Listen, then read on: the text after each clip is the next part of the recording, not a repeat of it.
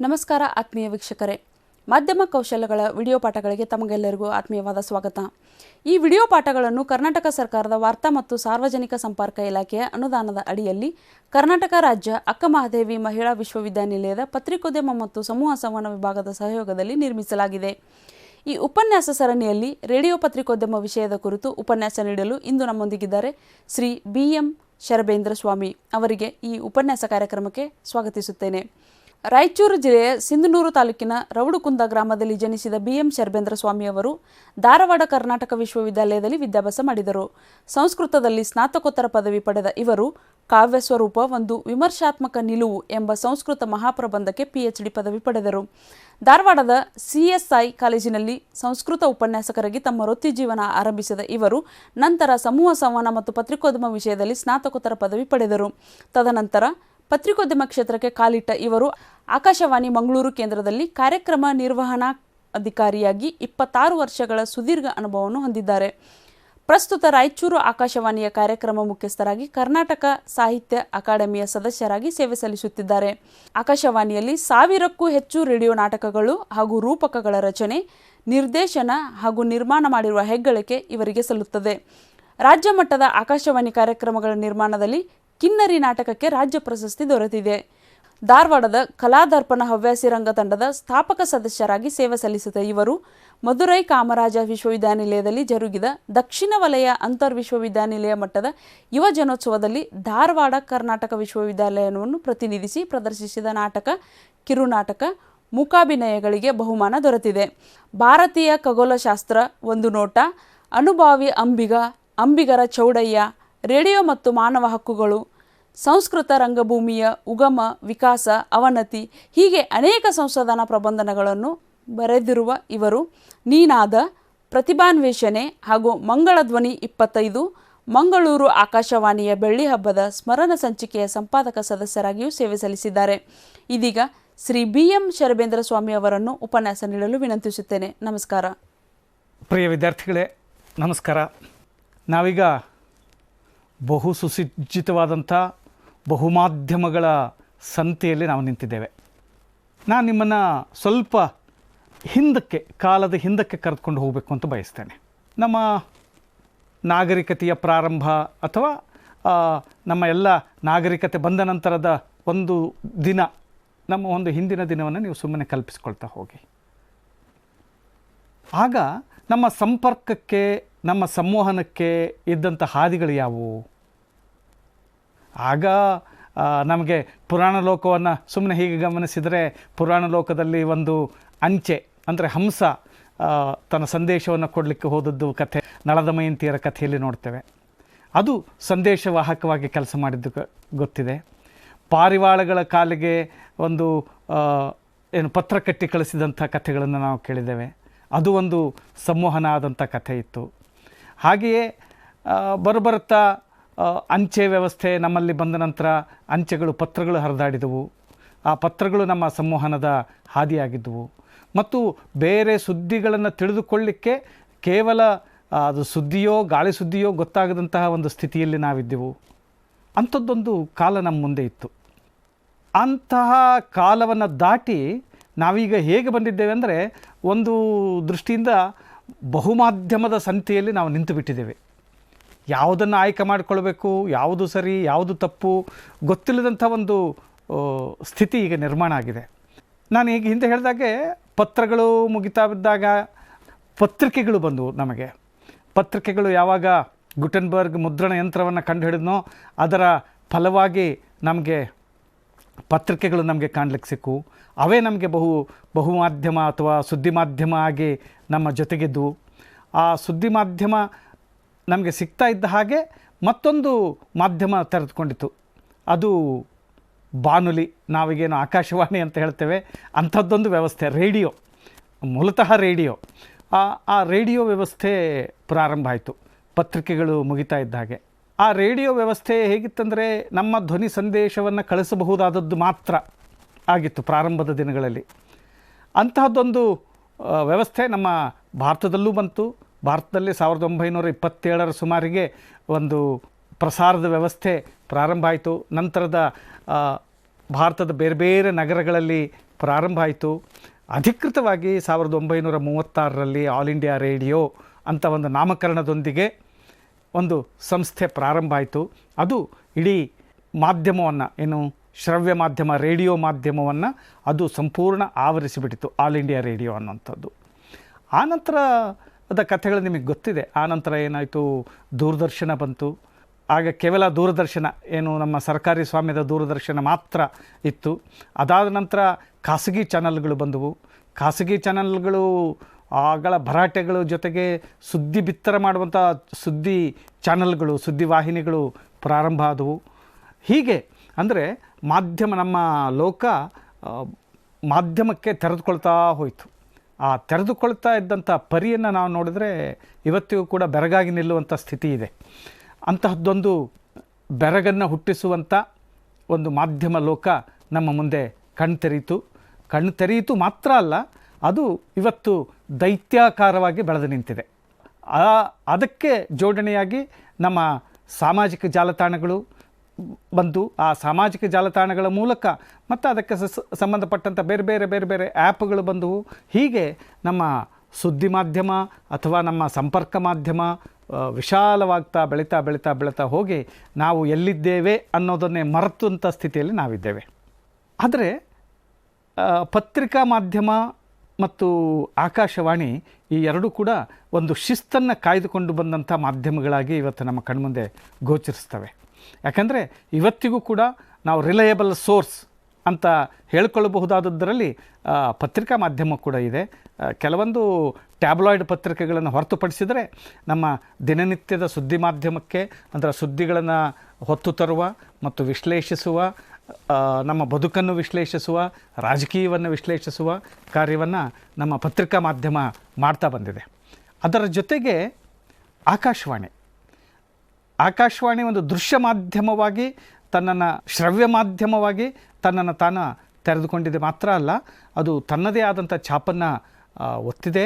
ಮತ್ತು ಇಡೀ ಭಾರತದ ಜನಸಮುದಾಯದ 98% ಜನರಿಗೆ ಅದು ತಲುಪುವಂಥ ಶಕ್ತಿಯನ್ನು ಹೊಂದಿದ್ದು ಆಕಾಶವಾಣಿ ಮಾಧ್ಯಮ.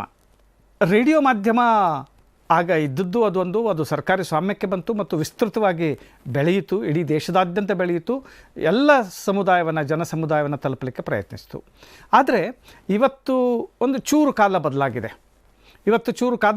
ಏನಂದರೆ, ಆಗ ಸರ್ಕಾರಿ ಸ್ವಾಮ್ಯದಲ್ಲಿ ಇದ್ದಂಥ ಏನು ರೇಡಿಯೋ ಮಾಧ್ಯಮ ಮಾತ್ರ ರೇಡಿಯೋ ಮಾಧ್ಯಮ ಆಗಿತ್ತು. ಆದರೆ ಇವತ್ತು ಹಾಗಿಲ್ಲ. ಇವತ್ತು ಸಾಕಷ್ಟು ಖಾಸಗಿ ವಾಹಿನಿಗಳು, ವಿಶೇಷವಾಗಿ ರೇಡಿಯೋ ಚಾನಲ್ಗಳು ನಮ್ಮ ಮುಂದೆ ಇದ್ದಾವೆ. ಹಲವಾರು FM ಚಾನಲ್ಗಳು ನಮ್ಮ ಮುಂದೆ ಇದ್ದಾವೆ.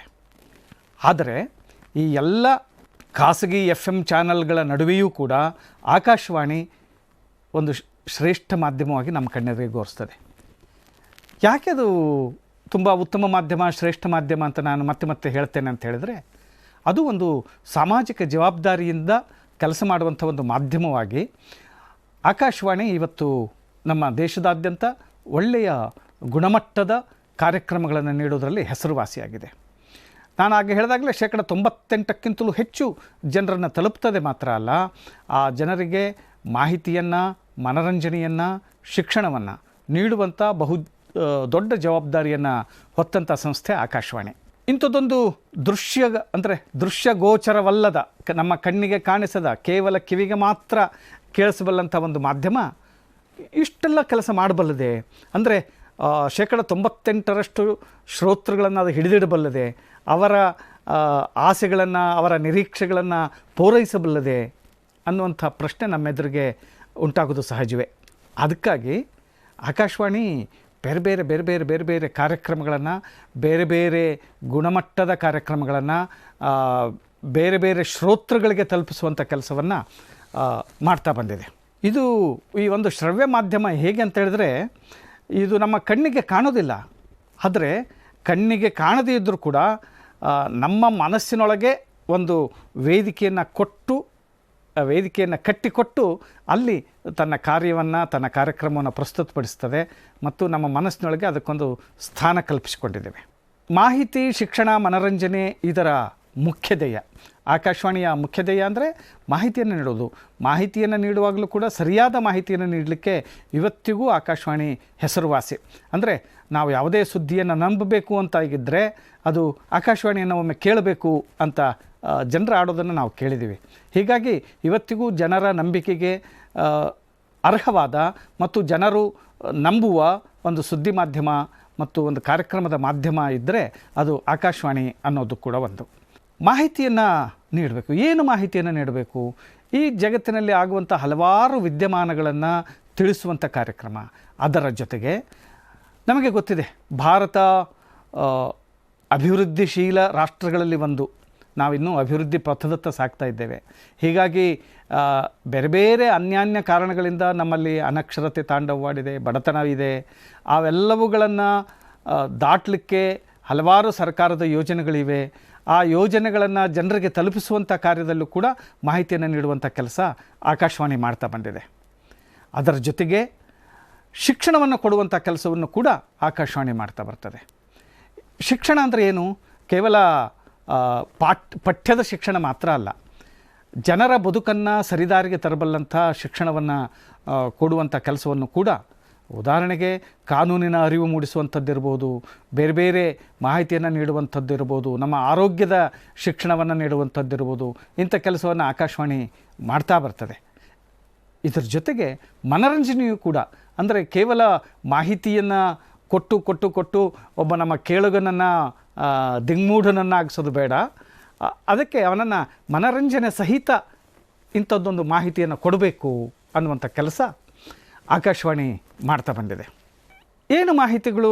ನಾನು ಆಗಲೇ ಹೇಳಿದಾಗೆ ಸಾಮಾನ್ಯವಾದಂಥ ಮಾಹಿತಿಗಳು, ಸಾಮಾನ್ಯ ಏನು ಇಲ್ಲಿ ಜಗತ್ತಿನಲ್ಲಿ ನಡೆಯುವಂಥ ಎಲ್ಲ ವಿದ್ಯಮಾನಗಳನ್ನು ತಿಳಿಸುವಂಥ ಮಾಹಿತಿ ಇರ್ಬೋದು, ಶೈಕ್ಷಣಿಕವಾದಂಥ ಮಾಹಿತಿಗಳಿರ್ಬೋದು, ಉದ್ಯೋಗದ ಮಾಹಿತಿ ಇರ್ಬೋದು, ಕ್ರೀಡೆಯ ಮಾಹಿತಿ ಇರ್ಬೋದು, ನಮ್ಮ ವೈಜ್ಞಾನಿಕ ಪ್ರಗತಿಯ ಮಾಹಿತಿ ಇರ್ಬೋದು, ಅಭಿವೃದ್ಧಿಯ ಮಾಹಿತಿಗಳಿರ್ಬೋದು, ಸರ್ಕಾರದ ಯೋಜನೆಗಳ ಮಾಹಿತಿ ಇರ್ಬೋದು, ಆರೋಗ್ಯದ ಮಾಹಿತಿ, ಆಮೇಲೆ ಯುವಜನರನ್ನು ಸಂಪನ್ಮೂಲಗೊಳಿಸುವಂಥದ್ದು, ಯುವಜನರನ್ನು ಪ್ರೇರೇಪಿಸುವಂಥ ವ್ಯಕ್ತಿತ್ವ ವಿಕಸನಗೊಳಿಸುವಂಥ ಕಾರ್ಯಕ್ರಮಗಳಿರಬಹುದು, ಮಹಿಳೆಯರಿಗಾಗಿ ಹಲವಾರು ಕಾರ್ಯಕ್ರಮಗಳು, ಮಕ್ಕಳಿಗಾಗಿ ಕಾರ್ಯಕ್ರಮಗಳು, ಕಾರ್ಮಿಕರಿಗಾಗಿ ಕಾರ್ಯಕ್ರಮಗಳು, ನಮ್ಮ ಹಿರಿಯ ತಲೆಮಾರಿನ ಕಾರ್ಯಕ್ರಮಗಳು, ಕೃಷಿಕರಿಗಾಗಿ ಕಾರ್ಯಕ್ರಮಗಳು, ಇದರ ಜೊತೆಗೆ ಸಂಗೀತ, ಚಿತ್ರಗೀತೆ, ಸಾಹಿತ್ಯ, ಭಾವಗೀತೆ, ಜನಪದ ಗೀತೆ, ಹೀಗೆ ನಮ್ಮ ಸಾಂಸ್ಕೃತಿಕ ಬದುಕನ್ನು ತಡೆಯುವಂಥ ಹಲವಾರು ಕಾರ್ಯಕ್ರಮಗಳನ್ನು ಆಕಾಶವಾಣಿ ಮಾಡ್ತಾ ಬರ್ತದೆ. ಈ ಆಕಾಶವಾಣಿ ಮಾಧ್ಯಮ ಇಷ್ಟು ಜನಪ್ರಿಯ ಆಗಲಿಕ್ಕೆ ಏನು ಕಾರಣ? ಸುಮ್ಮನೆ ಒಮ್ಮೆ ನೀವು ಯೋಚನೆ ಮಾಡಿ. 98% ಜನರನ್ನು ತಲುಪ್ತದೆ. ಅದು ಎಲ್ಲ ಕಡೆಯೂ ಇದೆ, ಎಲ್ಲ ಭಾಷೆಗಳಲ್ಲೂ, ಆಯಾ ಜನಸಮುದಾಯದ ಭಾಷೆಗಳಲ್ಲಿ ಪ್ರಸಾರ ಆಗ್ತದೆ. ಉದಾಹರಣೆಗೆ ನಮ್ಮ ಕರ್ನಾಟಕದಲ್ಲೇ ತಗೊಳ್ಳಿ, ಕನ್ನಡ ಇಲ್ಲಿ ಸಂಪೂರ್ಣ ಭಾಷೆ ಆಗಿದ್ದರೂ ಕೂಡ, ಅಂದರೆ ಪ್ರಸಾರದ ಭಾಷೆ ಕನ್ನಡವೇ ಆಗಿದ್ದರೂ ಕೂಡ, ಇಲ್ಲಿ ಬೇರೆ ಬೇರೆ ಆಯಾ ಪ್ರಾದೇಶಿಕ ಭಾಷೆಗಳನ್ನು ಒಳಗೊಂಡಂಥ ಕಾರ್ಯಕ್ರಮಗಳು ಕೂಡ ಪ್ರಸಾರ ಆಗಿದ್ದಿದೆ. ಉದಾಹರಣೆಗೆ ಹೇಳೋದಾದರೆ ಕೊಡಗು, ಮಡಿಕೇರಿಯ ಭಾಗದಲ್ಲಿ ಕೊಡವ ಭಾಷೆ ಇದ್ದದ್ದರಿಂದ ಅಲ್ಲಿ ಕೊಡವ ಭಾಷೆಯ ಪ್ರಸಾರವೂ ಆಗಾಗ್ಗೆ ಆಗ್ತದೆ. ಅದರ ಜೊತೆಗೆ ಕರಾವಳಿ ಪ್ರದೇಶದಲ್ಲಿ ತುಳು, ಕೊಂಕಣಿ ಭಾಷೆಗಳಿದ್ದರಿಂದ ಆ ತುಳು ಕೊಂಕಣಿಯಲ್ಲೂ ಕೂಡ ಕಾರ್ಯಕ್ರಮಗಳು ಪ್ರಸಾರ ಮಾಡ್ತವೆ. ಅಂದರೆ ಜನಸಮುದಾಯದ ಭಾಷೆಯಲ್ಲಿ, ಅವರದ್ದೇ ಭಾಷೆಯಲ್ಲಿ ಅವರಿಗೆ ಮಾಹಿತಿಯನ್ನು ಕೊಡುವಂಥ ಕೆಲಸ ಆಕಾಶವಾಣಿ ಸದಾಕಾಲ ಮಾಡ್ತಾ ಬಂದಿದೆ. ಹೀಗೆ ಜನರ ನಡುವೆ ಇದ್ದುಕೊಂಡೇ ಅವರ ಭಾಷೆಯ ಮೂಲಕ, ಅವರ ಮಾತೃಭಾಷೆಯ ಮೂಲಕ ಅವರಿಗೆ ಮಾಹಿತಿಯನ್ನು ತಿಳಿಸುವಂಥ ಮಹತ್ತರ ಕೆಲಸ ಆಕಾಶವಾಣಿ ಇದು ಅನ್ನೋದರಲ್ಲಿ ತುಂಬ ಹೆಮ್ಮೆಯಿಂದ ಈ ವಿಷಯವನ್ನು ಹೇಳ್ಬೋದು. ಇಂಥದ್ದೊಂದು ಕಾರ್ಯಕ್ರಮ ಎಲ್ಲರಿಗೂ, ಎಲ್ಲ ಸಮುದಾಯಕ್ಕೂ ಆಗಬಹುದಾದಂಥ ಕಾರ್ಯಕ್ರಮವನ್ನು ರೂಪಿಸುವುದು ಒಂದು ಬಹುದೊಡ್ಡ ಕೆಲಸ ಆಕಾಶವಾಣಿಯಲ್ಲಿ. ಯಾಕೆಂದರೆ ಎಲ್ಲ ರೀತಿಯ ಕೇಳುಗ ವರ್ಗ ನಮ್ಮ ಜೊತೆಗಿದ್ದಾರೆ. ಎಲ್ಲ ಕೇಳುಗರನ್ನು ಕೂಡ ತೃಪ್ತಿಪಡಿಸಬಲ್ಲ, ಎಲ್ಲ ಕೇಳುಗರಿಗೂ, ಎಲ್ಲ ವರ್ಗದ ಕೇಳುಗರಿಗೂ ಮಾಹಿತಿ ನೀಡಬಲ್ಲ ಕಾರ್ಯಕ್ರಮಗಳನ್ನು ರೂಪಿಸಬೇಕು. ನಾನು ಅದಾಗಲೇ ಹೇಳಿದಾಗೆ ಮಹಿಳೆಯರಿಗಾಗಿ ಕಾರ್ಯಕ್ರಮ ಇದೆ, ಮಹಿಳೆಯರ ಅಭಿವೃದ್ಧಿಗಾಗಿ, ಮಹಿಳೆಯರ ವಿಕಾಸಕ್ಕಾಗಿ, ಮಹಿಳೆಯರ ಆರೋಗ್ಯ ಸಂಬಂಧಪಟ್ಟಂಥ ಹಲವಾರು ವಿಷಯಗಳನ್ನು ಮಹಿಳೆಯರ ಕಾರ್ಯಕ್ರಮದಲ್ಲಿ ವನಿತಾವಾಣಿ, ವನಿತಾ ವಿಹಾರ ಈ ಹೆಸರುಗಳಿಂದ ಆಕಾಶವಾಣಿ ಪ್ರಸಾರ ಮಾಡ್ತಾ ಇದೆ. ಮಕ್ಕಳಿಗಾಗಿ, ಮಕ್ಕಳಲ್ಲೂ ಕೂಡ ಸ್ವಲ್ಪ 6ನೇ ತರಗತಿಯ ಮೇಲ್ಪಟ್ಟಂಥ ಮಕ್ಕಳಿಗಾಗಿ ವಿಶೇಷ ಕಾರ್ಯಕ್ರಮಗಳು ರೂಪಿಸ್ತದೆ. ಸಣ್ಣ ಸಣ್ಣ ಪುಟಾಣಿಗಳಿಗಾಗಿ ಬೇರೆ ಬೇರೆ ಕಾರ್ಯಕ್ರಮಗಳನ್ನು, ಚಿಲಿಪಿಲಿ ಅನ್ನುವಂಥ ಕಾರ್ಯಕ್ರಮಗಳನ್ನು, ದೊಡ್ಡ ಮಕ್ಕಳಿಗಾಗಿ ಬಾಲವೃಂದ ಅನ್ನುವಂಥ ಕಾರ್ಯಕ್ರಮಗಳನ್ನು, ಬೇರೆ ಬೇರೆ ಹೆಸರಿನಲ್ಲಿ ಆಯಾ ಆಕಾಶವಾಣಿ ಕೇಂದ್ರಗಳು ಅದಕ್ಕೊಂದು ವಿಶೇಷ ಹೆಸರನ್ನಿಟ್ಕೊಂಡು ಕಾರ್ಯಕ್ರಮಗಳನ್ನು ಪ್ರಸಾರ ಮಾಡ್ತವೆ. ಮತ್ತು ಅಲ್ಲಲ್ಲಿ ಉದ್ಯಮಿಗಳು ಪ್ರಾರಂಭ ಆಗಿದೆ, ಔದ್ಯೋಗಿಕ ಕಾರ್ಯಗಳು ನಡೀತಾ ಇದೆ, ಕಾರ್ಖಾನೆಗಳಿದೆ. ಅಂಥಲ್ಲಿ ಕಾರ್ಮಿಕರಿಗಾಗಿ ವಿಶೇಷ ಕಾರ್ಯಕ್ರಮಗಳನ್ನು, ಅಂದರೆ ಹಗಲಿರುಳು ದುಡಿದು ಬಂದಂಥ ಕಾರ್ಮಿಕನಿಗೆ ಮಾಹಿತಿಯನ್ನು ನೀಡೋದ್ರ ಜೊತೆಗೆ ಮನೋರಂಜನೆಯನ್ನು ಕೊಡುವಂಥ ಕಾರ್ಯಕ್ರಮಗಳನ್ನು ರೂಪಿಸುವ ಕಾರ್ಯವನ್ನು ಆಕಾಶವಾಣಿ ಮಾಡ್ತಾ ಬರ್ತದೆ. ಕೃಷಿಕರಿಗಾಗಿ ವಿಶೇಷ ನಮ್ಮ ದೇಶ ಕೃಷಿ ದೇಶ, ಕೃಷಿಕರೇ ನಮ್ಮ ಬೆನ್ನೆಲುಬು ಅಂತ ನಾವು ಆಗಾಗ್ಗೆ ಹೇಳ್ತೇವೆ. ಆದರೆ ಅದನ್ನು ಸರಿಯಾದ ರೀತಿಯಲ್ಲಿ ಅರ್ಥೈಸಿ ಕೃಷಿಕರಿಗೆ ಬೇಕಾದಂಥ ಮಾಹಿತಿಯನ್ನು ಕೊಡುವಂಥ ಕೆಲಸವನ್ನು, ಅವರ ನಿತ್ಯದ ಕೃಷಿ ಕಾರ್ಯದಲ್ಲಿ ಅವರ ಜೊತೆಗೆ ಇರುವಂಥ ಒಂದು ಮಾಧ್ಯಮ ಅಂತ ಇದ್ದರೆ ಆಕಾಶವಾಣಿ ಪ್ರತಿದಿನ ಸಂಜೆ 6:50 ಇಡೀ ದೇಶದಾದ್ಯಂತವೇ, ಕರ್ನಾಟಕದಾದ್ಯಂತ ಮಾತ್ರ ಅಲ್ಲ, ಇಡೀ ದೇಶದಾದ್ಯಂತ ಸಂಜೆ ಕೃಷಿಕರಿಗಾಗಿಯೇ ಕಾರ್ಯಕ್ರಮಗಳನ್ನು ರೂಪಿಸ್ತದೆ. ಕೃಷಿಕರಿಗಾಗಿ ಕಾರ್ಯಕ್ರಮದಲ್ಲಿ ಅವನ ಬೀಜ ಬಿತ್ತುವುದರಿಂದ ಹಿಡಿದು, ಬೀಜ ಬಿತ್ತುವುದು ಮಾತ್ರ ಅಲ್ಲ, ನೆಲವನ್ನು ತಯಾರು ಮಾಡಿಕೊಳ್ಳೋದು, ಭೂಮಿಯನ್ನು ತಯಾರು ಮಾಡಿಕೊಳ್ಳೋದ್ರಿಂದ ಹಿಡಿದು ಬೀಜ ಬಿತ್ತುವುದು, ಪೋಷಣೆ ಮಾಡುವುದು, ಸಂರಕ್ಷಣೆ ಮಾಡುವುದು, ಅದರ ಕೊಯ್ಲಿನ ನಂತರ ಸಂಗ್ರಹ ಸಂಸ್ಕರಣೆ ಇತ್ಯಾದಿ ಎಲ್ಲ ವಿಷಯಗಳನ್ನು ನುರಿತ ತಜ್ಞರಿಂದ ಮಾಹಿತಿಯನ್ನು ಪಡೆದು ತಿಳಿಸುವಂಥ ಕೆಲಸವನ್ನು ಆಕಾಶವಾಣಿ ಮಾಡ್ತಾಯಿದೆ. ನಾನು ಯಾಕೆ ಇಷ್ಟು ದೊಡ್ಡ ಪಟ್ಟಿಯನ್ನು ಹೇಳ್ತಾ ಇದ್ದೇನೆ ಅಂದರೆ, ಆಕಾಶವಾಣಿ ಪ್ರತಿ ಜನ ಸಮುದಾಯವನ್ನು ತಲುಪುವಲ್ಲಿ, ಪ್ರತಿ ಜನಸಮುದಾಯದ ಪ್ರತಿ ವರ್ಗವನ್ನು ತಲುಪುವುದರಲ್ಲಿ ತುಂಬ ನಿಷ್ಠೆಯಿಂದ ಕೆಲಸ ಮಾಡ್ತಾಯಿದೆ ಅನ್ನೋದನ್ನು ತಮಗೆ ಹೇಳಲಿಕ್ಕೆ ಬಯಸ್ತೇನೆ. ಇಷ್ಟೊಂದು ಬೇರೆ ಬೇರೆ ಶ್ರೋತೃ ವರ್ಗಕ್ಕೆ ಕಾರ್ಯಕ್ರಮವನ್ನು ಕಟ್ಟಿಕೊಡುವಂಥ ಕೆಲಸ ಅದೇನು ಸಾಮಾನ್ಯ ಕೆಲಸವೇ ಅಲ್ಲ. ಯಾಕಂದರೆ ಪ್ರತಿಯೊಬ್ಬರಿಗೂ ಅದನ್ನು ತಲುಪಿಸುವ ರೀತಿಯೇ ಬೇರೆ. ನಾನು ಕೃಷಿ ಕಾರ್ಯಕ್ರಮ ಮಾಡಬೇಕಾದ್ರೆ ಕೃಷಿ ಕಾರ್ಯಕ್ರಮಕ್ಕೆ ಬೇಕಾದ ರೀತಿಯನ್ನು ಅವರಿಗೆ ಬೇಕಾದ ರೀತಿಯಲ್ಲಿ ಅವರದ್ದೇ ಭಾಷೆಯಲ್ಲಿ ಹೇಳಿಕೊಡಬೇಕು. ಹಾಗೆ ಮಹಿಳೆಯರಿಗೆ ಅವರದ್ದೇ ಭಾಷೆಯಲ್ಲಿ ಅವರದ್ದೇ ರೀತಿಯಲ್ಲಿ ಹೇಳಿಕೊಡಬೇಕು. ಮಕ್ಕಳಿಗೆ ಮಕ್ಕಳದೇ ಬಾಲಭಾಷೆಯಲ್ಲಿ ನಾವು ಕಾರ್ಯಕ್ರಮಗಳನ್ನು ರೂಪಿಸಬೇಕು. ಹೀಗೆ ಅಂದರೆ ಕಾರ್ಯಕ್ರಮ ರೂಪಿಸುವಾಗ ಬೇರೆ ಬೇರೆ ರೀತಿಯ ಆಯಾಮಗಳನ್ನು, ಅವರ ಆಯಾ ವರ್ಗದ ಏನು ನಿರ್ದಿಷ್ಟ ವರ್ಗಕ್ಕಾಗಿ ನಾವೇನು ಕಾರ್ಯಕ್ರಮ ಪ್ರಸಾರ ಮಾಡ್ತೇವೆ, ಆ ನಿರ್ದಿಷ್ಟ ಕೇಳುಗರನ್ನು ಗಮನದಲ್ಲಿಟ್ಟುಕೊಂಡು ಕಾರ್ಯಕ್ರಮವನ್ನು ರೂಪಿಸಬೇಕಾಗ್ತದೆ. ಈ ಮಾಹಿತಿಯನ್ನು ತಲುಪಿಸಲಿಕ್ಕೆ ಆಕಾಶವಾಣಿ ಹಲವಾರು ಪ್ರಕಾರಗಳಲ್ಲಿ ಕಾರ್ಯಕ್ರಮವನ್ನು ಬಿತ್ತರಿಸ್ತದೆ. ಏನಿದು ಹಲವಾರು ಪ್ರಕಾರಗಳಲ್ಲಿ ಅಂದರೆ, ಭಾಷಣದ ಮೂಲಕ ನಾವು ಮಾಹಿತಿಯನ್ನು ಕೊಡ್ತೇವೆ, ಶಿಕ್ಷಣವನ್ನು ಕೊಡ್ತೇವೆ. ನುರಿತ ತಜ್ಞರನ್ನು ಆಕಾಶವಾಣಿಯ ಸ್ಟುಡಿಯೋಗೆ ಕರೆಸಿ ಅಥವಾ ಅವರು ಇದ್ದಲ್ಲಿಗೆ ಹೋಗಿ ಅವರ ಸಂದರ್ಶನವನ್ನು ಮಾಡೋದ್ರ ಮೂಲಕ, ಬೇರೆ ಬೇರೆ ವಿಷಯಗಳಲ್ಲಿ ಚರ್ಚೆಗಳನ್ನು ಮಾಡೋದ್ರ ಮೂಲಕ, ರೂಪಕ ನಾಟಕಗಳನ್ನು ಬಿತ್ತರಿಸೋದ್ರ ಮೂಲಕ, ಬೇರೆ ಬೇರೆ ಕಾರ್ಯಕ್ರಮಗಳ ಬಾನುಲಿ ವರದಿಗಳನ್ನು ಮಾಡೋದ್ರ ಮೂಲಕ, ಸುದ್ದಿಗಳನ್ನು ವರದಿ ಮಾಡೋದ್ರ ಮೂಲಕ, ಸುದ್ದಿಗಳನ್ನು ಸಮೀಕ್ಷೆ ಮಾಡಿ ಅದನ್ನು ಪ್ರಸಾರ ಮಾಡೋದ್ರ ಮೂಲಕ, ವಿಚಾರ ಸಂಕಿರಣಗಳನ್ನು, ವೀಕ್ಷಕ ವಿವರಣೆಗಳನ್ನು, ಹೀಗೆ ಹಲವು ಕಾರ್ಯಕ್ರಮಗಳ ಪ್ರಕಾರಗಳಲ್ಲಿ ಆಕಾಶವಾಣಿ ಮಾಹಿತಿಯನ್ನು ಬಿತ್ತರಿಸ್ತದೆ. ಅದ್ರ ಜೊತೆಗೆ ಹಾಸ್ಯ ಕಾರ್ಯಕ್ರಮಗಳಿದ್ದಾವೆ, ವಿಜ್ಞಾನ ಕಾರ್ಯಕ್ರಮಗಳಿದ್ದಾವೆ. ಹೀಗೆ ಹಲವು ಕಾರ್ಯಕ್ರಮಗಳನ್ನು ರೂಪಿಸ್ತಾ ಕೇಳುಗನನ್ನು ತಲುಪುವ ಬಹುಮುಖ್ಯ ಕೆಲಸದಲ್ಲಿ ತಾನು ತೊಡಗ್ತದೆ. ಇವತ್ತು ನಾನು ನಿಮಗೆ ಹೇಳಬೇಕಾದಂಥ ವಿಷಯ, ಈ ಎಲ್ಲ ಪ್ರಕಾರಗಳನ್ನು ಏನು ಆಕಾಶವಾಣಿ ರೂಪಿಸ್ತದೆ, ಅಲ್ಲಿ ನೀವು ಅಂದರೆ ಯುವ ಸಮುದಾಯ ಬರವಣಿಗೆಯಲ್ಲಿ ತೊಡಗಬೇಕು. ಆಕಾಶವಾಣಿಗಾಗಿ ಬರೆಯೋದು ಹೇಗೆ, ಅದು ನಾನು ನಿಮಗೆ ಹೇಳಬೇಕಾದಂಥ ವಿಷಯ. ಆಕಾಶವಾಣಿಗೆ ಬರಿಬೇಕು, ಆಕಾಶವಾಣಿಯ ಕಾರ್ಯಕ್ರಮಗಳಲ್ಲಿ ಪಾಲ್ಗೊಳ್ಳಬೇಕು, ಆಕಾಶವಾಣಿಯಲ್ಲಿ ನಾನು ಸುದ್ದಿ ಓದಬೇಕು, ಆಕಾಶವಾಣಿಯ ನಾಟಕಗಳಲ್ಲಿ ನಾನು ಭಾಗವಹಿಸಬೇಕು. ಹೀಗೆ ನಿಮ್ಮಲ್ಲೂ ಕೂಡ ಹಲವು ಆಸೆಗಳಿರ್ತದೆ. ಆ ಆಸೆಗಳನ್ನು ನಾವು ಹೇಗೆ ಪೂರೈಸಿಕೊಳ್ಬೇಕು, ಅದನ್ನು ನಾವು ಸರಿ ಮಾಡಲಿಕ್ಕೆ, ಅದರಲ್ಲಿ ಭಾಗವಹಿಸಲಿಕ್ಕೆ ನಾವು ಹೇಗೆ ಬರಿಬೇಕು ಅನ್ನೋದನ್ನು ತಿಳಿಸ್ಕೊಡೋದು ಇವತ್ತಿನ ನನ್ನ ಈ ಉಪನ್ಯಾಸದ ಮುಖ್ಯ ಉದ್ದೇಶ. ಬರವಣಿಗೆ ಬಗ್ಗೆ ಒಂದೆರಡು ಮಾತುಗಳನ್ನು ಹೇಳ್ತೇನೆ, ಆನಂತರ ಅದನ್ನು ವಿಸ್ತೃತವಾಗಿ ಆಯಾ ಪ್ರಕಾರಗಳು ಬಂದಾಗ ನಾನು ಅದನ್ನು ವಿಸ್ತೃತವಾಗಿ ಮಾತಾಡ್ತಾ ಹೋಗ್ತೇನೆ. ನಮ್ಮ ಈ ಬರವಣಿಗೆಯ ಬಾನುಲಿ ಬರವಣಿಗೆ ಅಂತ ನಾನು ಇದನ್ನು ಕರಿಬಹುದು. ಈ ಬಾನುಲಿ ಬರವಣಿಗೆ ಹೇಗಿರಬೇಕು? ಯಾಕೆಂದರೆ ನೀವು ಆಕಾಶವಾಣಿಯನ್ನೇ ನಾನು ಮುಖ್ಯವಾಗಿ ಇಟ್ಕೊಳ್ತೇನೆ. ಯಾಕೆಂದರೆ ಉಳಿದಂಥ ಏನು ಖಾಸಗಿ FM ಚಾನಲ್ಗಳಿದ್ದಾವೆ, ಆ ಖಾಸಗಿ FM ಚಾನಲ್ಗಳಲ್ಲಿ ಇಂತಹ ಬರವಣಿಗೆಗೆ ಹೆಚ್ಚು ಅವಕಾಶಗಳಿರೋದಿಲ್ಲ. ಆಕಾಶವಾಣಿಯಲ್ಲಿ ಮಾತ್ರ ಇಂಥದ್ದೊಂದು ಬರವಣಿಗೆಗೆ ಅವಕಾಶ ಇದೆ. ಆ ಕಾರಣಕ್ಕಾಗಿ ನಾನು ಆಕಾಶವಾಣಿಯನ್ನೇ ಕೇಂದ್ರವನ್ನಾಗಿಟ್ಕೊಂಡು ಹೇಗೆ ರೇಡಿಯೋಕ್ಕೆ ಹೇಗೆ ಬರೆಯಬೇಕು, ಹೇಗೆ ಯಾವ್ಯಾವ ಕಾರ್ಯಕ್ರಮಗಳನ್ನ ಹೇಗೆ ಹೇಗೆ ನಿರೂಪಿಸಬೇಕು ಅನ್ನೋ ಕುರಿತು ಒಂದಿಷ್ಟು ಮಾಹಿತಿಯನ್ನು ಹಂಚಿಕೊಳ್ಳೋಣ. ಮುಖ್ಯವಾಗಿ ನಾವು ಗಮನಿಸಬೇಕು ಅಂತಂದರೆ, ನಾವು ಬರೆಯುವಂಥ ಭಾಷೆ ಸರಳವಾಗಿರಬೇಕು, ಆಕರ್ಷಕವಾಗಿರಬೇಕು ಮತ್ತು ಸಮರ್ಪಕವಾಗಿರಬೇಕು. ಈ ಮೂರನ್ನು ನಮ್ಮ ಬರವಣಿಗೆಯ ಸಂದರ್ಭದಲ್ಲಿ ನಾವು ಗಮನಿಸಬೇಕು. ಸರಳ ಭಾಷೆ, ಅರ್ಥ ಆಗಬೇಕು. ನಾನು ಮಾತಾಡಿದ್ದು ಎಲ್ಲರಿಗೂ ಅರ್ಥ ಆಗಬೇಕು. ಅರ್ಥ ಆಗದ ತುಂಬ ಕಠಿಣ ಶಬ್ದವನ್ನು ಇಟ್ಕೊಂಡು ನನ್ನ ಪಾಂಡಿತ್ಯವನ್ನು ಅಲ್ಲಿ ಪ್ರದರ್ಶಿಸ್ತೇನೆ, ನನ್ನ ವಾಕ್ಯ ಪರಿಪೋಷಣೆಯನ್ನು ನಾನು ಮಾಡ್ತೇನೆ, ಅದಲ್ಲ. ನನ್ನ ಕೇಳುಗ ಸಾಮಾನ್ಯ ಕೇಳುಗ. ನಮ್ಮ ಕೇಳುಗರಲ್ಲಿ ವಿಭಿನ್ನ ವರ್ಗದ ಕೇಳುಗ ಸಮುದಾಯ ಇದೆ. ಆಕಾಶವಾಣಿಯ ಕೇಳುಗ ಸಮುದಾಯ ವಿಭಿನ್ನ ವರ್ಗ. ಅಲ್ಲಿ ಪಂಡಿತರು ಇದ್ದಾರೆ, ಪಾಮರರು ಇದ್ದಾರೆ, ಮಧ್ಯಮದವರು ಇದ್ದಾರೆ. ಹೀಗಿರುವಾಗ ಆ ಎಲ್ಲ ಕೇಳುಗ ವರ್ಗಕ್ಕೂ ಆಗಬಹುದಾದಂಥ ಭಾಷೆಯನ್ನು ನಾವು ಬಳಸಬೇಕು. ಅಂದರೆ ಜನಸಾಮಾನ್ಯರಿಗೆ ಅರ್ಥವಾಗುವಂಥ ಭಾಷೆ ನಮ್ಮದಾಗಿರಬೇಕು. ಆ ಭಾಷೆ ಪಂಡಿತರ ಭಾಷೆಯೂ ಆಗಬಾರ್ದು, ತೀರಾ ಪಾಮರರ ಭಾಷೆಯೂ ಆಗಬಾರ್ದು. ಮಧ್ಯಮ ಮಾರ್ಗದ ಭಾಷೆಯನ್ನು ಆಕಾಶವಾಣಿ ಬಳಸ್ತದೆ ಮತ್ತು ಅದನ್ನು ಬಳಸಬೇಕು ಕೂಡ. ಆ ರೀತಿ ಬರವಣಿಗೆ ಮಾಡುವಂಥ ಕಲೆಯನ್ನು ಸಿದ್ಧಿಸಿಕೊಳ್ಬೇಕಾಗ್ತದೆ ಆಕಾಶವಾಣಿಗಾಗಿ ಬರೆಯುವಂಥವರು. ಮತ್ತು ನಾವು ಬರೆಯುವುದು ಸ್ಪಷ್ಟವಾಗಿ ಗೊತ್ತಿರಬೇಕು. ನಾವು ಬರೆಯುವುದು ನಮ್ಮ ಕೇಳುಗರಿಗಾಗಿ.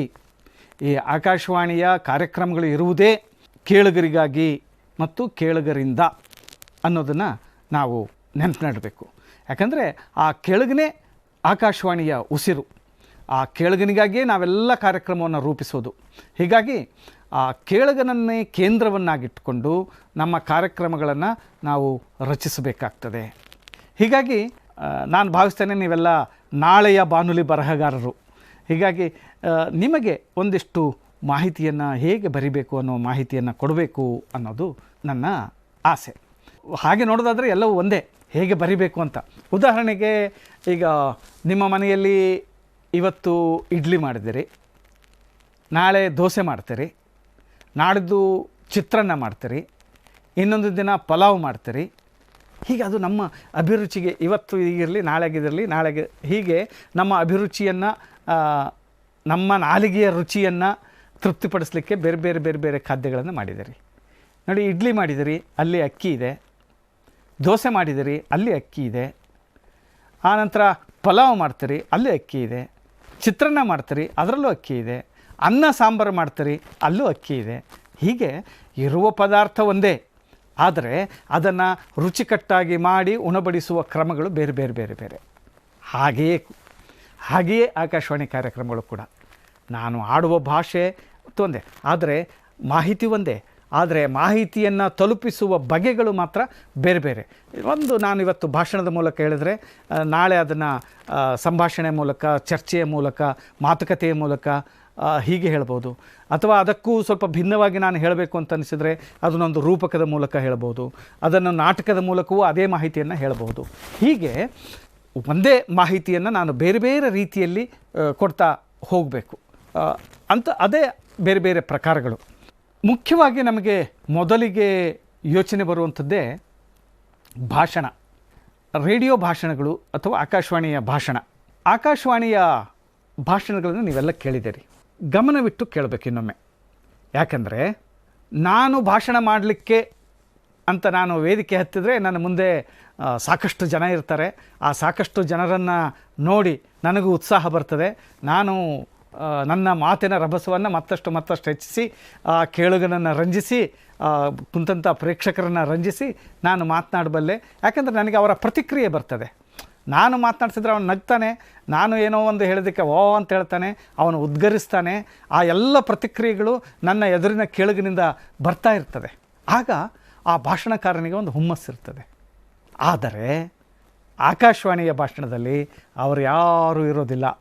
ಆಕಾಶವಾಣಿಯ ಭಾಷಣದಲ್ಲಿ ಏನಿರ್ತದೆ ಅಂದರೆ, ಮುಂದೆ ಒಂದು ಮೈಕ್ ಇರ್ತದೆ ಮತ್ತು ಯಾವುದೇ ನಿಶಬ್ದವಾದಂಥ ಸ್ಟುಡಿಯೋ ಇರ್ತದೆ ಅಷ್ಟೇ.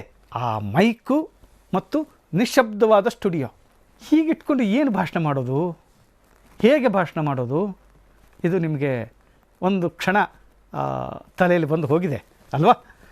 ಹೌದು.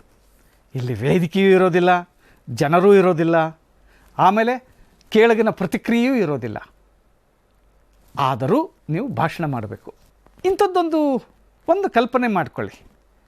ಇದು ನಮ್ಮ ರೇಡಿಯೋದ ಇತಿಮಿತಿ. ಇಷ್ಟು ನಮ್ಮ ರೇಡಿಯೋದ ಸಾಧ್ಯತೆ. ಯಾಕಂದರೆ ನನ್ನದು ರೇಡಿಯೋ ಮಾಧ್ಯಮ ಶ್ರವ್ಯ ಮಾಧ್ಯಮ ಆಗಿದ್ದರಿಂದ ಅದು ನೀವು ಸ್ಟುಡಿಯೋದಲ್ಲೇ ಕೂತು ಮಾತಾಡೋದರಿಂದ ಅಲ್ಲಿ ಯಾರು ಇರೋದಲ್ಲ, ನಿಮ್ಮ ಅದು ಇತಿಮಿತಿ.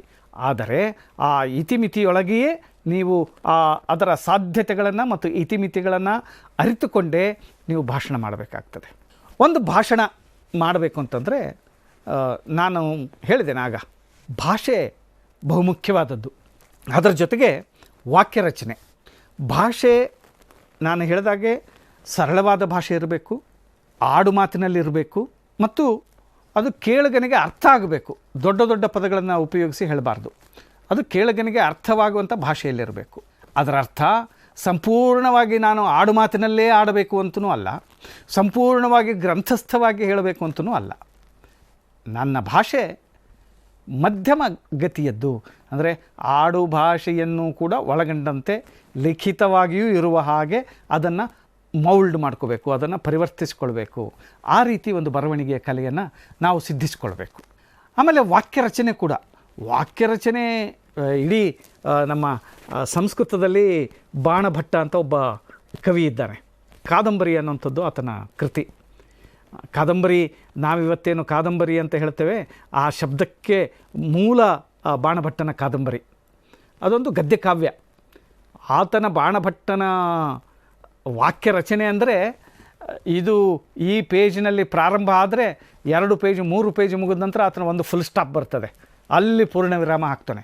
ಹೀಗೆ ಒಂದು ವಾಕ್ಯವನ್ನು 1ರಿಂದ 2 ಪೇಜು 3 ಪೇಜಿನವರೆಗೆ ಒಯ್ದಂಥ ಒಂದು ಬಾಣಭಟ್ಟನ ಕಾದಂಬರಿ ನಮ್ಮ ಕಣ್ಣೆದುರಿಗಿದೆ, ಸಂಸ್ಕೃತದ ಕಾದಂಬರಿ ಅನ್ನುವಂಥ ಗ್ರಂಥ. ಹಾಗೆ ಖಂಡಿತ ಆಗಬಾರ್ದು. ರೇಡಿಯೋ ಭಾಷಣದಲ್ಲಿ ಸಣ್ಣ ಸಣ್ಣ ವಾಕ್ಯಗಳು ಇರಬೇಕು. ಆ ಸಣ್ಣ ವಾಕ್ಯಗಳು ನಮ್ಮ ಕೇಳುಗನಿಗೆ ಸ್ಪಷ್ಟವಾಗಿ ಕೇಳ್ತಾ ಇರಬೇಕು, ಅಲ್ಲಿಗೆ ಮುಗಿಬೇಕು. ಅಂದರೆ ಕೇಳುಗನಿಗೆ ಎಲ್ಲಿ ಪ್ರಾರಂಭ ಮಾಡಿತು ಎಲ್ಲಿ ಮುಗೀತು ಅನ್ನೋ ಗೊಂದಲ ಆಗಬಾರ್ದು. ಹೀಗೆ ಕೇಳಿ ಅವನಿಗೆ ಸ್ಪಷ್ಟವಾಗಿ ತಿಳಿಸುವಂಥ ಕೆಲಸ ಆಗಬೇಕು. ಆನಂತರ ವಾಕ್ಯರಚನೆ ತುಂಬ ಸರಳವಾಗಿರಬೇಕು ಅನ್ನೋದನ್ನು ಹೇಳಿದ್ದೇನೆ. ಅದರ ಜೊತೆಗೆ ವಿಷಯ ಪ್ರತಿಪಾದನೆಯಲ್ಲಿ ಸ್ಪಷ್ಟವಾಗಿ ಮೊದಲಿಗೆ ಇಡೀ 1-2 ಪೇಜು ಪೀಠಿಕೆ ಆಗಬಾರ್ದು. ಸರಳವಾದ ಭಾಷೆಯಲ್ಲಿ ಮೊದಲಿಗೆ ಪೀಠಿಕೆಯನ್ನು, ಪ್ರಸ್ತಾವನೆಯನ್ನು ಮಾಡಿಕೊಂಡು ನೇರವಾಗಿ ಮುಖ್ಯ ವಿಷಯಕ್ಕೆ ಬರಬೇಕು. ಅದು ಒಬ್ಬ ಭಾಷಣಕಾರನಿಗೆ ಇರಬೇಕಾದಂಥ, ರೇಡಿಯೋ ಭಾಷಣಕ್ಕೆ ಇರಬೇಕಾದಂಥ ಒಂದು ಒಳ್ಳೆಯ ಗುಣ. ಒಂದು ಸ್ವಲ್ಪದಲ್ಲಿ ಆ ವಸ್ತುವಿನ ನಮ್ಮದೇನು ವಿಷಯದ ಪ್ರಸ್ತಾಪನೆ ಮಾಡಿ ನೇರವಾಗಿ ವಿಷಯಕ್ಕೆ ಬರಬೇಕು, ವಿಷಯ ಪ್ರತಿಪಾದನೆ ಮಾಡ್ತಾ ಹೋಗಬೇಕು. ಆ ವಿಷಯ ಪ್ರತಿಪಾದನೆಯಲ್ಲೂ ಕೂಡ ಅಷ್ಟೇ, ಸಾಧ್ಯವಾದಷ್ಟು ನೇರವಾಗಿ ವಿಷಯವನ್ನು ಹೇಳ್ತಾ ಹೋಗಿ ಮತ್ತು ಅದರ ಜೊತೆಗೆ ಒಂದಿಷ್ಟು ಉದಾಹರಣೆಗಳನ್ನು ಸೇರಿಸಿ, ಉದಾಹರಣೆಗಳನ್ನು ಕೊಡ್ತಾ ವಿಷಯದ ಪ್ರತಿಪಾದನೆ ಮಾಡ್ತಾ, ನಮ್ಮ ಭಾಷೆಯ ಸೊಬಗಿದೆ, ಗಾದೆ ಮಾತುಗಳು, ಒಗಟುಗಳು, ನುಡಿಗಟ್ಟುಗಳು ಅಂಥವುಗಳನ್ನು ಬಳಸಿಕೊಂಡು ನಿಮ್ಮ ಭಾಷಣವನ್ನು ರಂಜನೀಯವಾಗಿ ಮಾಡುವ ಸಾಧ್ಯತೆ ಇದೆ. ಅಂಥದ್ದೊಂದು ರಂಜನೀಯ ಕೆಲಸದಲ್ಲಿ ಇಂತಹ ಭಾಷಣವನ್ನು ಮಾಡಲಿಕ್ಕಾಗ್ತದೆ. ಮತ್ತು ನೀವು ಸಾಮಾನ್ಯವಾಗಿ ಒಂದು 10ರಿಂದ 12 ನಿಮಿಷದ ಭಾಷಣ ರೇಡಿಯೋಕ್ಕೆ ಸಾಮಾನ್ಯವಾಗಿ ಕೊಡುವುದು 15 ನಿಮಿಷದ ಒಳಗೆ. 15 ನಿಮಿಷದಕ್ಕಿಂತ ಹೆಚ್ಚಾದರೆ ಆ ಭಾಷಣ ಸ್ವಲ್ಪ ಗಂಭೀರ ಆಗ್ತದೆ ಕೇಳೋರಿಗೆ. ಹೀಗಾಗಿ ಭಾಷಣವನ್ನು ಯಾವಾಗಲೂ 15 ನಿಮಿಷದ ಒಳಗೆ ಅದನ್ನು ಮಿತಿಗೊಳಿಸಿಕೊಳ್ಬೇಕು. 12 ನಿಮಿಷ ಆದರೆ ಸರಿಯಾದದ್ದು.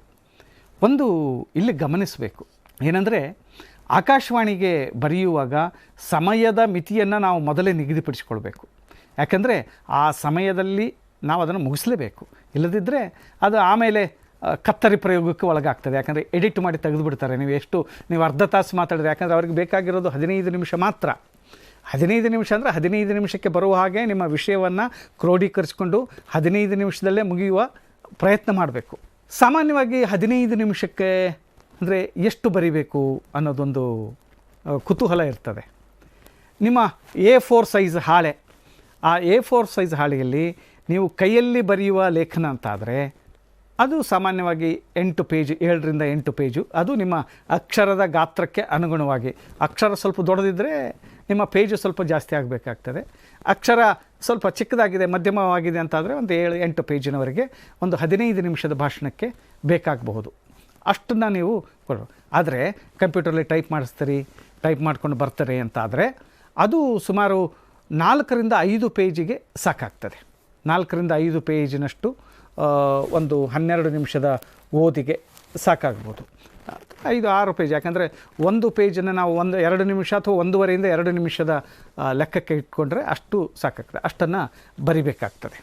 ನೀವೇನೋ ಒಳ್ಳೆಯ ಭಾಷಣ ಬರ್ಕೊಂಡು ಬಂದಿದ್ದೀರಿ, ಒಳ್ಳೊಳ್ಳೆ ಯೋಚನೆಗಳನ್ನು ಇಟ್ಟಿದ್ದೀರಿ, ಒಳ್ಳೆಯ ವಿಷಯ ಪ್ರತಿಪಾದನೆ ಇದೆ, ಈಗಾಗಲೇ ಹೇಳಿದಾಗೆ ಸಣ್ಣ ಸಣ್ಣ ವಾಕ್ಯಗಳನ್ನೇ ರಚನೆ ಮಾಡಿದ್ದೀರಿ, ಸರಳ ಭಾಷೆಯಲ್ಲೇ ಬರೆದಿದ್ದೀರಿ, ಆಡು ಭಾಷೆ ಮತ್ತು ಏನು ನಮ್ಮ ಸಾಹಿತ್ಯಿಕ ಭಾಷೆ ಮಿಶ್ರಣವಾದಂಥ ಒಂದು ಮಾಡಿದ್ದೀರಿ, ಅದೆಲ್ಲ ಸರಿ. ಆದರೆ ನಿಮ್ಮ ಪ್ರೆಸೆಂಟೇಷನ್, ಆ ಭಾಷಣವನ್ನು ಪ್ರಸ್ತುತಿ ಮಾಡೋದು ಅದುವೇ ಸರಿ ಇಲ್ಲದಿದ್ದರೆ ನೀವೇನು ಮಾಡಿದಾಗಾಯಿತು? ಇಷ್ಟೆಲ್ಲ ಬರೆದುಕೊಂಡು ಬಂದದ್ದು, ಇಷ್ಟೆಲ್ಲ ಶ್ರಮಪಟ್ಟದ್ದು ವ್ಯರ್ಥ ಆಗಿ ಹೋಗ್ತದೆ. ಯಾಕಂದರೆ ನಿಮ್ಮ ಗಮನದಲ್ಲಿರಬೇಕು, ನೀವು ಭಾಷಣ ಮಾಡ್ತಾ ಇರೋದು ಶ್ರವ್ಯ ಮಾಧ್ಯಮಕ್ಕಾಗಿ, ಕೇಳುಗರ ಮಾಧ್ಯಮಕ್ಕಾಗಿ. ಯಾರೂ ಕಣ್ಣಿಗೆ ಕಾಣಿಸೋದಿಲ್ಲ. ನಿಮ್ಮ ಧ್ವನಿಯ ಮೂಲಕ ನಮ್ಮ ಕೇಳುಗ ನಾನು ಹೇಳುವ ಮಾತುಗಳನ್ನು ಅರ್ಥ ಮಾಡಿಕೊಳ್ಬೇಕು. ಹಾಗಾಗಿ ನನಗೆ ಅದು ಸ್ಪಷ್ಟವಾಗಿರಬೇಕು. ನಾನು ನನ್ನ ಕೇಳುಗನಿಗೆ ತಲುಪಬೇಕು. ನನ್ನ ಕೇಳುಗನಿಗೆ ತಲುಪಬೇಕಂದ್ರೆ ಏನು ಮಾಡೋದು? ಇದ್ದದ್ದನ್ನು ಹೀಗೆ ಬಡ ಬಡ ಬಡ ಬಡ ಬಡ ಓದ್ತಾ ಹೋಗೋದಲ್ಲ. ಎಲ್ಲಿ ಪೂರ್ಣ ವಿರಾಮ, ಎಲ್ಲಿ ಅಲ್ಪ ವಿರಾಮ, ಅವುಗಳಿಗೆ ಆದ್ಯತೆ ಕೊಟ್ಟು, ನನ್ನ ಮಾತಿನ ಓಘದಲ್ಲಿ ಏರಿಳಿತಗಳನ್ನು ಕೊಟ್ಟು, ನಾನು ಮಾತಾಡುವ ಧ್ವನಿ ಸ್ಪಷ್ಟ ಇರಬೇಕು ಮತ್ತು ನಾನು ಮಾತನಾಡುವ ಅಕ್ಷರಗಳು ಸ್ಪಷ್ಟ ಇರಬೇಕು. ಆ ಅಕ್ಷರಗಳು ಸ್ಪಷ್ಟ ಇದ್ದರೆ ಕೇಳುಗನಿಗೆ ಪ್ರತಿ ಅಕ್ಷರಗಳು ಕೇಳಿಸುವ ಹಾಗೆ ಇರಬೇಕು. ನಾನು ಅಕ್ಷರಗಳನ್ನು ನುಂಗಬಾರದು. ಹಾಗೆ ನೀವು 1-2 ಬಾರಿ ಆದರೂ ಕೂಡ ಆಕಾಶವಾಣಿಗೆ ನೀವು ಭಾಷಣವನ್ನು ಕೊಡಲಿಕ್ಕೆ ಹೋಗ್ತೀನಿ ಅಂತಾದರೆ ಅದನ್ನು ಒಂದು 2-3 ಬಾರಿ ಗಟ್ಟಿ ಧ್ವನಿಯಲ್ಲಿ ಅಂದರೆ ಶೌಟಿಂಗ್ ಅಲ್ಲ, ನೀವು ಮಾತನಾಡುವ ಭಾಷಣದ ಶೈಲಿಯಲ್ಲಿ 2-3 ಬಾರಿಯಾದರೂ ಕೂಡ ಅದನ್ನು ಓದಬೇಕು, ರಿಹರ್ಸಲ್ ಮಾಡಿಕೊಳ್ಬೇಕು. ಹಾಗೆ ಓದಿಕೊಂಡು ಹೋದಾಗ ಮಾತ್ರ ನಿಮಗೆ ಆ ಧ್ವನಿಯ ಏರಿಳಿತಗಳು ನಿಮಗೆ ಸ್ಪಷ್ಟ ಆಗ್ತದೆ. ಯಾವ ಶಬ್ದಕ್ಕೆ ನೀನು ಒತ್ತು ಕೊಡಬೇಕು, ಯಾವ ಶಬ್ದವನ್ನು ನೀವು ಸ್ಪಷ್ಟವಾಗಿ ಹೇಳಬೇಕು ಅನ್ನೋದನ್ನು ನೀವು ಗಮನಿಸ್ತೀರಿ. ನಿಮ್ಮ ಓದಿನಲ್ಲೇ ಅದು ಬರ್ತದೆ. ಕೆಲವರು ಓದ್ತಾರೆ, ಸ್ಪಷ್ಟ ಉಚ್ಚಾರ ಇರ್ತದೆ, ಅದು ಏನು ಹೇಳ್ತಾರೆ ಅಂತ ತಿಳಿಯೋದಿಲ್ಲ. ಹೀಗಾಗಿ ಅವರ ಧ್ವನಿ ಕೂಡ ಅಷ್ಟೇ ಮುಖ್ಯ. ಅವರ ಧ್ವನಿಯಲ್ಲಿ ಏರಿಳಿತಗಳು, ಆ ನಿಮ್ಮ ಭಾವಗಳು ನಿಮ್ಮ ಧ್ವನಿಯಲ್ಲಿ ವ್ಯಕ್ತ ಆಗಬೇಕು. ಆ ಭಾಷಣದ ಏನು ಭಾವ ಇರ್ತದೆ, ಆ ಭಾವಗಳು ನಿಮ್ಮ ಧ್ವನಿಯಲ್ಲಿ ವ್ಯಕ್ತ ಆಗಬೇಕು. ಆ ರೀತಿ ವ್ಯಕ್ತ ಆಗುವ ಹಾಗೆ ನೀವು ಭಾಷಣವನ್ನು ಕ್ರೋಢೀಕರಿಸಿ ಮಾಡಬೇಕು. ನಾನಾಗ ಹೇಳಿದ್ದೇನೆ, ನಿಮ್ಮ ಧ್ವನಿಯಿಂದಲೇ ಕೇಳುಗ ಆಕರ್ಷಿತನಾಗಬೇಕು. ನೀವು ಪ್ರಾರಂಭ ಏನು ಮಾಡ್ತೀರಿ, ನಿಮ್ಮ ಭಾಷಣದ ಪ್ರಾರಂಭದ 1 ನಿಮಿಷ ಮುಗಿಯುವಷ್ಟರಲ್ಲಿ ಏನು ಹೇಳ್ತಿದ್ದಾರೆ ಇವರು ಅಂತ ನಮ್ಮ ಕೇಳುಗ ಕೇಳಲಿಕ್ಕೆ ಪ್ರಾರಂಭಿಸಬೇಕು. ಹಾಗೆ ನಮ್ಮ ಭಾಷಣ ಇರಬೇಕು. ಹಾಗಿದ್ದಾಗ ಮಾತ್ರ ಅವನ ಕುತೂಹಲ ಜಾಸ್ತಿ ಆಗ್ತದೆ ಮತ್ತು ಆ ಕುತೂಹಲವನ್ನು ಹೆಚ್ಚಿಸುವಂಥ ಅಂಶಗಳಿಂದಲೇ ನಿಮ್ಮ ಭಾಷಣ ಪ್ರಾರಂಭ ಆದರೆ ಆ ಕೇಳುಗನನ್ನು ನಿಮ್ಮ 15 ನಿಮಿಷಗಳ ಭಾಷಣದಲ್ಲಿ ಅವನನ್ನು ಹಿಡಿದಿಟ್ಟುಕೊಳ್ಳಲಿಕ್ಕೆ ಸಾಧ್ಯ ಆಗ್ತದೆ. ಆ ರೀತಿ ಹಿಡಿದಿಟ್ಟುಕೊಳ್ಳುವಂಥ ಕಲೆಯನ್ನು ನೀವು ರೂಢಿಸಿಕೊಳ್ಳಬೇಕು ಅಂದರೆ ಅಂತಹ ಬರವಣಿಗೆಯ ಕಲೆಯನ್ನು ನೀವು ಸಿದ್ಧಿಸಿಕೊಳ್ಳಬೇಕು ಅಂತ ಅರ್ಥ. ಬರವಣಿಗೆಯ ಕಲೆ ನಿಮಗೆ ಸಿದ್ಧಿ ಆಗಬೇಕು. ಸರಳ ವಾಕ್ಯ ಇರಬೇಕು ಅಂತ ಹೇಳಿದ್ದೇನೆ, ಮತ್ತು ಸ್ವಾರಸ್ಯಕರ ಅಂಶಗಳನ್ನು ಹೇಳ್ತಾ ಇರಬೇಕು. ಕೇವಲ ಅಂದರೆ ಭಾಷಣ ಅಂದರೆ ಅದು ಬೋರ್ ಹೊಡಿಸುವ ಭಾಷಣ ಆಗಬಾರ್ದು. ಏನು ವಿಷಯ ಪ್ರತಿಪಾದನೆ ಮಾಡ್ತಿದ್ದೀರಿ, ಆ ವಿಷಯಕ್ಕೆ ಸಂಬಂಧಪಟ್ಟಂಥ ಉದಾಹರಣೆಗಳನ್ನು ಮತ್ತು ಯಾವುದು ಬೇರೆ ಬೇರೆ ಮಹಾತ್ಮರು ಹೇಳಿದಂಥ ಹೇಳಿಕೆಗಳನ್ನು ಅಲ್ಲಿ ಸೇರಿಸಬೇಕು. ಉಪಕಥೆಗಳನ್ನು ಸೇರಿಸಬೇಕು. ಆದರೆ ಉಪಕಥೆಯೇ ಜಾಸ್ತಿ ಆಗಬಾರ್ದು, ಊಟಕ್ಕಿಂತ ಉಪ್ಪಿನಕಾಯಿ ಹೆಚ್ಚಾಗಬಾರ್ದಲ್ವ? ಹಾಗೆ ಉಪಕಥೆಯೂ ಜಾಸ್ತಿ ಆಗದ ಹಾಗೆ ನೀವು ಸಣ್ಣ ಸಣ್ಣ ವಾಕ್ಯಗಳಲ್ಲಿ ಸ್ವಾರಸ್ಯಕರ ಅಂಶಗಳನ್ನು ಸೇರಿಸಿಕೊಂಡು ಕಠಿಣ ಪದ ಪ್ರಯೋಗ ಇಲ್ಲದೆ ಸಾಮಾನ್ಯ ಕೇಳುಗನಿಗೂ ಕೂಡ ತಿಳಿಯುವ ಮಟ್ಟದ ಭಾಷೆಯನ್ನು ಬಳಸಿ ನಿಮ್ಮ ಭಾಷಣವನ್ನು ಸಿದ್ಧಪಡಿಸಬೇಕಾಗ್ತದೆ. ನಾನು ಹೇಳಿದ್ದೇನೆ, ಆಗ 15 ನಿಮಿಷದ ಭಾಷಣ ಸಾಮಾನ್ಯವಾಗಿ ಆಕಾಶವಾಣಿಯ ಭಾಷಣ 15 ನಿಮಿಷ ಇರ್ತದೆ. ಸರಿಯಾದದ್ದಂದರೆ 12 ನಿಮಿಷಕ್ಕೆ ಅದು ಸರಿಯಾಗ್ತದೆ.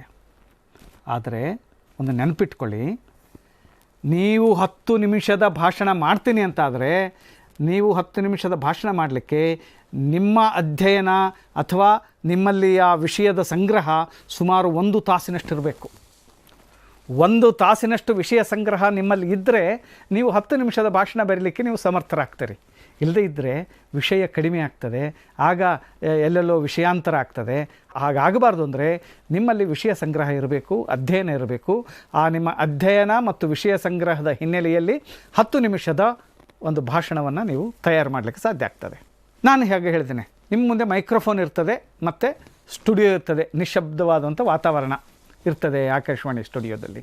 ಆದರೆ ಭಾಷಣ ಮಾಡುವ ಪ್ರತಿಯೊಬ್ಬ ಭಾಷಣಕಾರನಿಗೂ ಗೊತ್ತಿರಬೇಕು, ರೇಡಿಯೋದಲ್ಲಿ ಭಾಷಣ ಮಾಡೋರಿಗೆ, ಜನ ನನ್ನ ಮುಂದೆ ಇಲ್ಲ ನಿಜ, ಆದರೆ ಜನರು ಇದ್ದಾರೆ, ಅವರಿಗೆ ನಾನು ಹೇಳ್ತಾ ಇದ್ದೇನೆ ಅನ್ನುವಂಥ ಕಲ್ಪನೆ ನಿಮ್ಮ ತಲೆಯಲ್ಲಿ ಸ್ಪಷ್ಟವಾಗಿರಬೇಕು.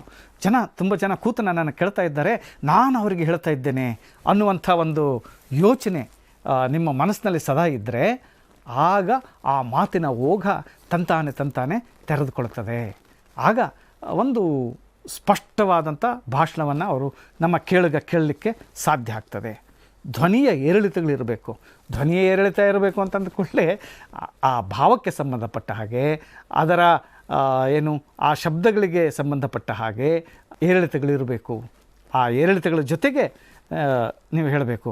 ಧ್ವನಿಯ ಏರಿಳಿತ ಇರಬೇಕು ಅಂತ ಹೇಳಿದ್ದಾರೆ ಅಂತ ಹೇಳಿ ಒಮ್ಮೆಲೆ ಧ್ವನಿ ಏರಿಸೋದು, ಒಮ್ಮೆಲೆ ಮೆಲ್ಲಗೆ ಮಾತಾಡೋದಲ್ಲ. ಧ್ವನಿ ಏರಿಳಿತ ಹಾಗಲ್ಲ. ಆ ನಿಮ್ಮ ಭಾಷೆಗೆ ಮತ್ತು ಭಾವಕ್ಕೆ ತಕ್ಕಂತಹ ಧ್ವನಿಯ ಏರಿಳಿತಗಳು ಇರಬೇಕಾಗ್ತದೆ. ಆ ಧ್ವನಿಯ ಏರಿಳಿತ ಮತ್ತು ಆ ಮಾತುಗಳಿಗೆ ಒತ್ತು ಕೊಟ್ಟು ಮತ್ತು ಸ್ಪಷ್ಟ ಒಂದು ಗಮನಿಸಬೇಕೇನೆಂದರೆ, ನಾವು ಕನ್ನಡ ಓದುವಾಗ ಅಲ್ಪಪ್ರಾಣ ಮಹಾಪ್ರಾಣಗಳಿಗೆ ಹೆಚ್ಚಿನ ಆದ್ಯತೆ ಕೊಡಬೇಕು. ಅಂದರೆ ಸ್ಪಷ್ಟ ಉಚ್ಚಾರಕ್ಕಾಗಿ ಅಲ್ಪಪ್ರಾಣ ಮಹಾಪ್ರಾಣಗಳನ್ನು ಗಮನಿಸಲೇಬೇಕು. ಅಲ್ಪಪ್ರಾಣ ಮಹಾಪ್ರಾಣಗಳು ನಿಮ್ಮ ಭಾಷಣದ ಸೊಗಸನ್ನು ಮತ್ತಿಷ್ಟು ಹೆಚ್ಚುಗೊಳಿಸ್ತವೆ. ಕೆಲವೊಂದು ಸಲ ನಮ್ಮ ಮಾತುಕತೆಯಲ್ಲಿ ಹಕಾರಕ್ಕೆ ಅಕಾರ ಹೇಳ್ತೇವೆ, ಅಕ್ಕೆ ಹ ಹೇಳ್ತೇವೆ, ಹಕ್ಕೆ ಅ ಹೇಳ್ತೇವೆ, ಶ ಹೋಗಿ ಸ ಆಗ್ತದೆ, ಸ ಹೋಗಿ ಶ ಆಗ್ತದೆ, ನ ಆಗ್ತದೆ, ನ ಆಗ್ತದೆ. ಇಂಥದ್ದೆಲ್ಲ ನಮ್ಮ ಆಡು ಮಾತಿನಲ್ಲಿ ಏನೋ ರೂಢಿಯಲ್ಲಿ ಬಂದು ಹೋಗಿರ್ತದೆ. ಆದರೆ ಒಬ್ಬ ರೇಡಿಯೋ ಭಾಷಣಕಾರನಿಗೆ ಆ ದೋಷಗಳಿರಬಾರ್ದು. ಅಕಾರ ಹಕಾರ ಸ್ಪಷ್ಟವಾಗಿರಬೇಕು. ಅಲ್ಪಪ್ರಾಣ ಮಹಾಪ್ರಾಣ ಸ್ಪಷ್ಟವಾಗಿ ಉಚ್ಚರಿಸಲಿಕ್ಕೆ ಗೊತ್ತಿರಬೇಕು. ಆಮೇಲೆ ಶಕಾರ ಸಕಾರ ಶ ಶ ಸ ಈ 3 ಅಕ್ಷರಗಳು ಸ್ಪಷ್ಟವಾಗಿ ಉಚ್ಚರಿಸಲಿಕ್ಕೆ ಬರಬೇಕು. ಯಾಕೆಂದರೆ ಆ ನಾಲಿಗೆ ತಡವರಿಸ್ತದೆ. ಆ ತಡವರಿಸಲಿಕ್ಕೆ ಅವಕಾಶ ಕೊಡಬಾರ್ದು. ತಡವರಿಸಲಿಕ್ಕೆ ಅವಕಾಶ ಕೊಡದ ಹಾಗೆ ನೀವು ಆ ಶಬ್ದಗಳನ್ನು ಉಚ್ಚರಿಸಬೇಕು. ಆಯಿತು, ನಿಮಗೆ ಅದು ಏನೇ ಪ್ರಯತ್ನ ಮಾಡಿದರೂ ಆ ಶಬ್ದ ಉಚ್ಚರಿಸಲಿಕ್ಕೆ ಆಗೋದಿಲ್ಲ. ಏನು ಮಾಡಿದರೂ ಆ ಶಬ್ದ ಉಚ್ಚರಿಸಲಿಕ್ಕೆ ಆಗೋದಿಲ್ಲ. ಉದಾಹರಣೆಗೆ ನಾನು ಸಾಮಾನ್ಯವಾಗಿ ಮಾಡುವ ತಪ್ಪುಗಳು ಅಂತಂದರೆ ಉತ್ಸವ ಶಬ್ದ. ಎಲ್ಲರೂ ಉತ್ಸವ ಅಂತ ಹೇಳೋದೇ ಹೆಚ್ಚು. ಚಿಕಿತ್ಸೆ ಅನ್ನುವಂಥ ಶಬ್ದ ಎಲ್ಲರೂ ಚಿಕಿತ್ಸೆ ನೋಡಿ, ತಪ್ಪು ನಮಗೆ ಹೇಳಲಿಕ್ಕೆ ಬರೋದಿಲ್ಲ. ಚಿಕಿತ್ಸೆ ಅಂತ ಹೇಳೋದು ಇರ್ತದೆ. ಅಂಥ ಶಬ್ದಗಳನ್ನು ಬಳಸಲಿಕ್ಕೆ ಸರಿಯಾಗಿ ಉಚ್ಚರಿಸಲಿಕ್ಕೆ ಪ್ರಯತ್ನ ಮಾಡಬೇಕು. ನೀವು ಏನೇ ಕಷ್ಟಪಟ್ಟರೂ ಅದು ಆಗೋದಿಲ್ಲ. ವಿವಾಹ ಹೇಳಕ್ಕೆ ವಿವಾಹ ಏನೋ ಆಗ್ತದೆ. ಅಂಥ ಸಂದರ್ಭದಲ್ಲಿ ಆ ಶಬ್ದಗಳನ್ನೇ ಬದಲಾಯಿಸಿಬಿಡಿ. ನಿಮಗೆ ಸರಳವಾಗಿ ಉಚ್ಚರಿಸಲಿಕ್ಕೆ ಯಾವುದು ಸಾಧ್ಯವೋ ಆ ಶಬ್ದವನ್ನೇ ಬಳಸಿ. ಉತ್ಸವ ಶಬ್ದ ನಿಮಗೆ ಆಗೋದಿಲ್ಲ, ಬಳಸಲಿಕ್ಕೆ ಆಗೋದಿಲ್ಲ. ಉತ್ಸವ ಯಾಕೆ ಹೇಳ್ತಾರೆ? ಹಬ್ಬ ಹೇಳಿ. ಜಾತ್ರೆ ಜಾತ್ರೆಗೆ ಸಂಬಂಧಪಟ್ಟಂಥ ಉತ್ಸವ ಇದ್ದರೆ ಜಾತ್ರೆ ಶಬ್ದ ಬಳಸಿ. ಅಂದರೆ ನಿಮಗೆ ಉಚ್ಚರಿಸಲಿಕ್ಕೆ ಕಷ್ಟವಾಗುವಂಥ ಶಬ್ದಗಳನ್ನು ಬದಲಾಯಿಸಿ ಅದಕ್ಕೆ ಸಮಾನಾರ್ಥಕವಾದಂಥ ಶಬ್ದಗಳನ್ನು ನೀವು ಬಳಸಿ. ಆಗ ನಿಮಗೊಂದು ಧೈರ್ಯ ಬರ್ತದೆ, ಆ ಶಬ್ದವನ್ನು ನಾನು ಉಚ್ಚರಿಸಬಲ್ಲೆ. ಇಲ್ಲದಿದ್ದರೆ ಏನಾಗ್ತದೆ, ನೀವು ಇಲ್ಲಿ ಹೇಳುವಾಗಲೇ ಸ್ವಲ್ಪ ಮನಸ್ಸಲ್ಲಿ ಒಂದು ಏನೋ ಆಗ್ತದೆ ಅಂತ ಸಂಕೋಚ ಇರ್ತದೆ. ಆ ಶಬ್ದ ಏನೋ ಸ್ವಲ್ಪ ತೊಂದರೆ ಕೊಡ್ತದೆ ಅಂಥೇಳಿ. ಆ ತೊಂದರೆ ಕೊಡ್ತದೆ ಅಂತ ನಿಮ್ಮ ಮನಸ್ಸಿನಲ್ಲಿ ಅದು ಉಳಿದ್ಬಿಟ್ರೆ ಖಂಡಿತ ಅಲ್ಲಿ ಭಾಷಣ ಮಾಡುವಾಗ ಅದೇ ಶಬ್ದ ತೊಂದರೆ ಕೊಡ್ತದೆ. ನೀವು ಗಮನಿಸಿ ನೋಡಿ, ನಿಮ್ಮ ಮನಸ್ಸಲ್ಲಿ ಅದು ಕೂತಿದೆ, ಈ ಶಬ್ದ ನನಗೆ ತೊಂದರೆ ಕೊಡ್ತದೆ ಅಂತ ಆದರೆ ನೀವು ಖಂಡಿತವಾಗಿಯೂ ಭಾಷಣ ಮಾಡುವಾಗ ಅದೇ ಶಬ್ದವ ತೊಂದರೆ ಕೊಡ್ತದೆ. ಇಲ್ಲದಿದ್ದರೆ ಅದೇಂತ ಹೇಳ್ತೀವಿ, ಓವರ್ ಕಾನ್ಷಿಯಸ್, ತುಂಬ ಎಚ್ಚರಿಕೆ ತೊಗೊಳೋದು, ತುಂಬ ಎಚ್ಚರಿಕೆಯಿಂದ ಹೇಳಬೇಕು ಆ ಶಬ್ದವನ್ನು ಅಂತ ಹೇಳಿ ಓವರ್ ಕಾನ್ಷಿಯಸ್ ಆಗಿ ಮತ್ತೆ ತಪ್ಪಾಗ್ತದೆ. ಆ ತಪ್ಪಲ್ದಿದ್ರೆ ಇನ್ನೊಂದು ತಪ್ಪಾದರೂ ಆಗ್ತದೆ ಅಲ್ವಾ? ಹಾಗಾಗದಾಗೆ ನಾವು ನಮ್ಮ ಭಾಷೆಯನ್ನು ನಮ್ಮ ನಾಲಿಗೆಗೆ ಹೇಗೆ ಅದು ಒಗ್ಗುತ್ತದೋ ಮೊದಲು ರೂಢಿ ಮಾಡಿಕೊಳ್ಬೇಕು. ಹೇಳಲಿಕ್ಕೆ ಪ್ರಯತ್ನಿಸಬೇಕು. ಅದು ಅಷ್ಟೆಲ್ಲ ಪ್ರಯತ್ನ ಮಾಡಿದರೂ ಆಗಲೇ ಇಲ್ಲ ಅಂತಾದರೆ ಅದಕ್ಕೆ ಬೇರೆ ಪದಗಳನ್ನು, ಸಮಾನಾರ್ಥಕ ಪದಗಳನ್ನು ಅಲ್ಲಿ ಹಾಕಿ ನಿಮ್ಮ ಭಾಷಣಕ್ಕೆ ಅದು ಅಡೆತಡೆ ಆಗದ ಹಾಗೆ ನೋಡಿಕೊಳ್ಬೇಕು. ಆಮೇಲೆ ನಾನು ಗಮನಿಸಿದ ಹಾಗೆ ಕೆಲವರು ಕೊಟೇಶನ್ಸ್ ಹೇಳಬೇಕು ಅಂಥೇಳಿ ತುಂಬ ಸಂಸ್ಕೃತದ ಶಬ್ದಗಳನ್ನು, ಸಂಸ್ಕೃತದ ಶ್ಲೋಕವನ್ನು ಹೇಳಿ ಅವರ ಭಾಷಣ ಪ್ರಾರಂಭ ಮಾಡೋದು, ನಡುವೆ ಸಂಸ್ಕೃತ ಶ್ಲೋಕಗಳನ್ನು ಹೇಳುವುದೆಲ್ಲ ಇರ್ತದೆ. ಸರಿಯೇ, ನೀವು ಅವ್ರು ಮಾಡೋದು ತಪ್ಪಲ್ಲ, ಅದು ಸರಿಯಾದ ಕ್ರಮವೇ. ಆದರೆ ಸಂಸ್ಕೃತ ಭಾಷೆಯ ಸ್ಪಷ್ಟ ಉಚ್ಚಾರ ನಿಮಗೆ ಗೊತ್ತಿರಬೇಕು. ಅಲ್ಲಿ ಏನೋ ಇರ್ತದೆ, ಅಲ್ಲಿ ವಿಭಕ್ತಿ ಪ್ರತ್ಯಯಗಳದು ನನ್ನ ಭಾಷೆ ಅಲ್ಲ. ಹೀಗಾಗಿ ಆ ಭಾಷೆಯ ಉಚ್ಚಾರ ಹೇಗಿದೆ, ಆ ಭಾಷೆಯ ವಿಭಕ್ತಿ ಪ್ರತ್ಯಯಗಳು ಏನಿದ್ದಾವೆ ಅದನ್ನು ಗಮನಿಸಿ ನೀವು ಉಚ್ಚರಿಸಬೇಕಾಗ್ತದೆ.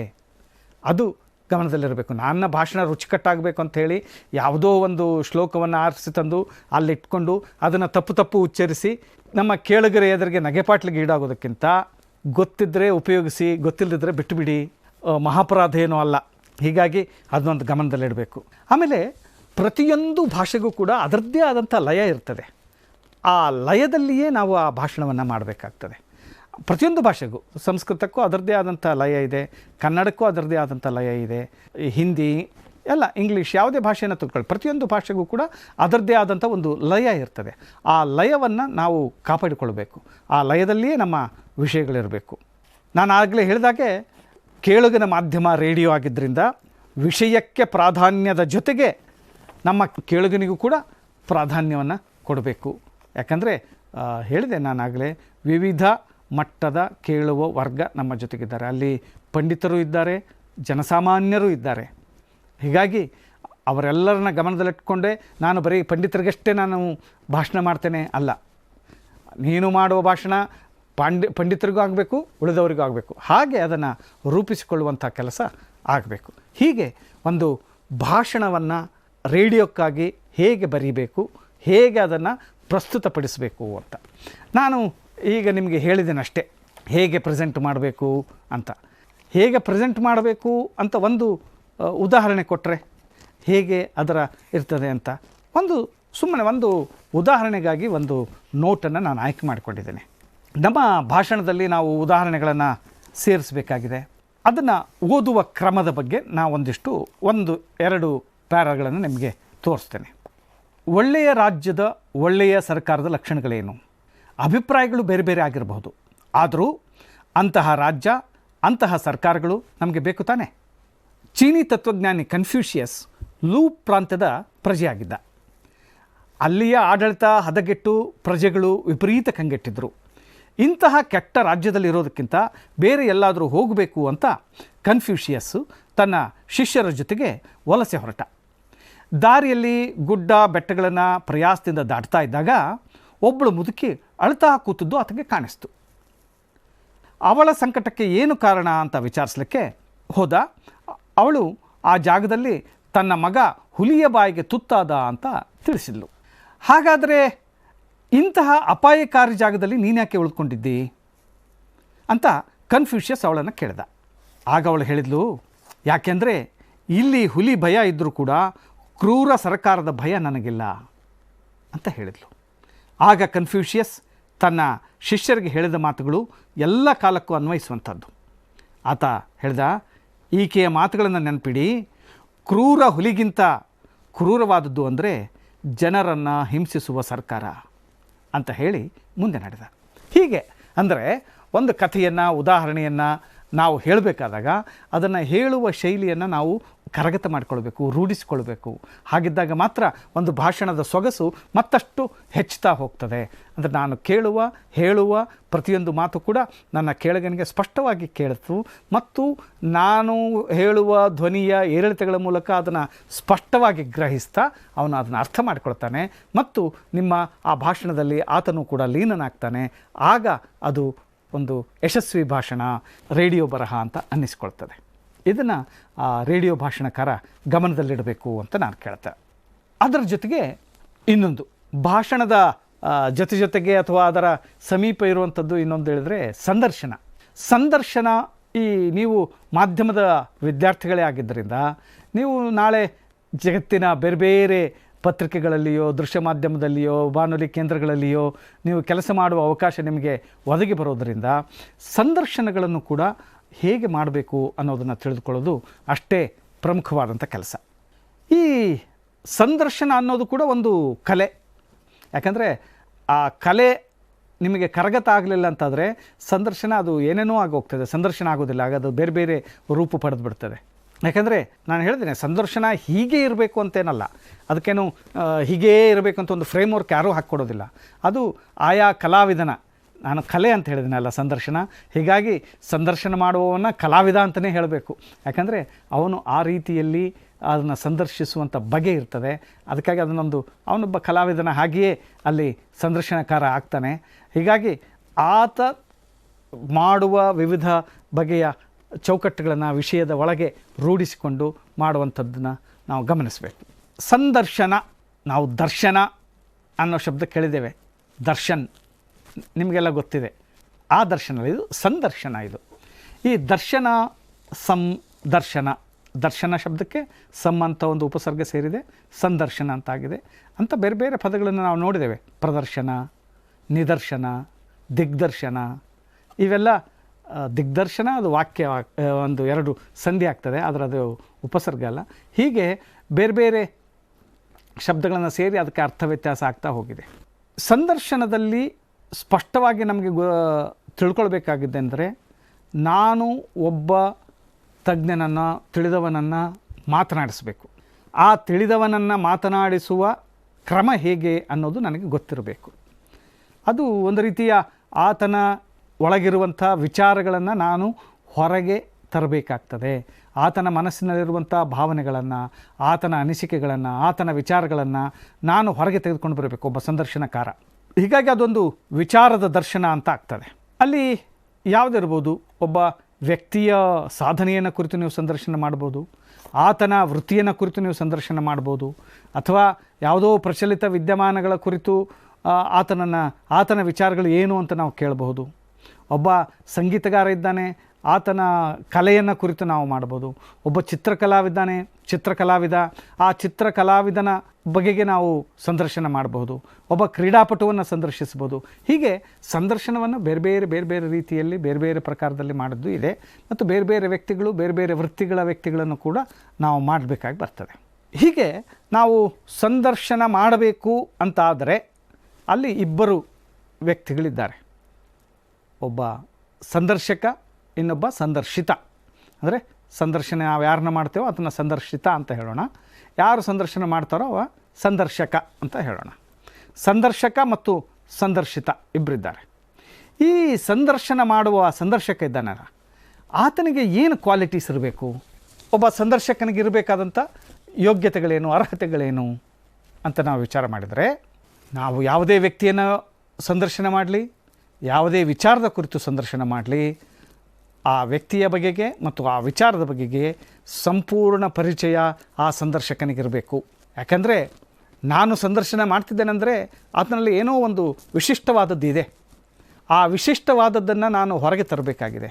ಆತನ ಸಾಧನೆಯೇ ಇರಬಹುದು, ಆತನ ಸಾಧನೆಯನ್ನು ನನ್ನ ಕೇಳಗನಿಗೆ ನಾನು ಪರಿಚಯ ಮಾಡಿಸಬೇಕು.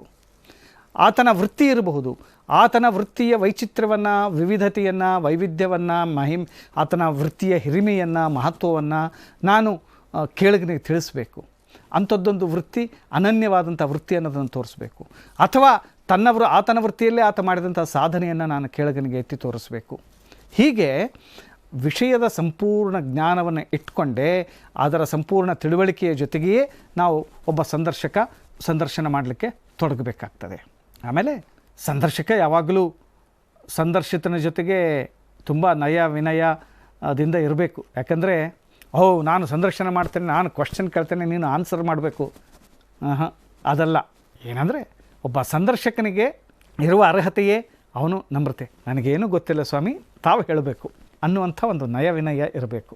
ಈತನಿಗೆ ಎಲ್ಲ ಗೊತ್ತಿದ್ದರೂ ಕೂಡ ಸಂದರ್ಶಕನ ಪಾಂಡಿತ್ಯ ಪ್ರದರ್ಶನಕ್ಕೆ ಇರೋದಲ್ಲ.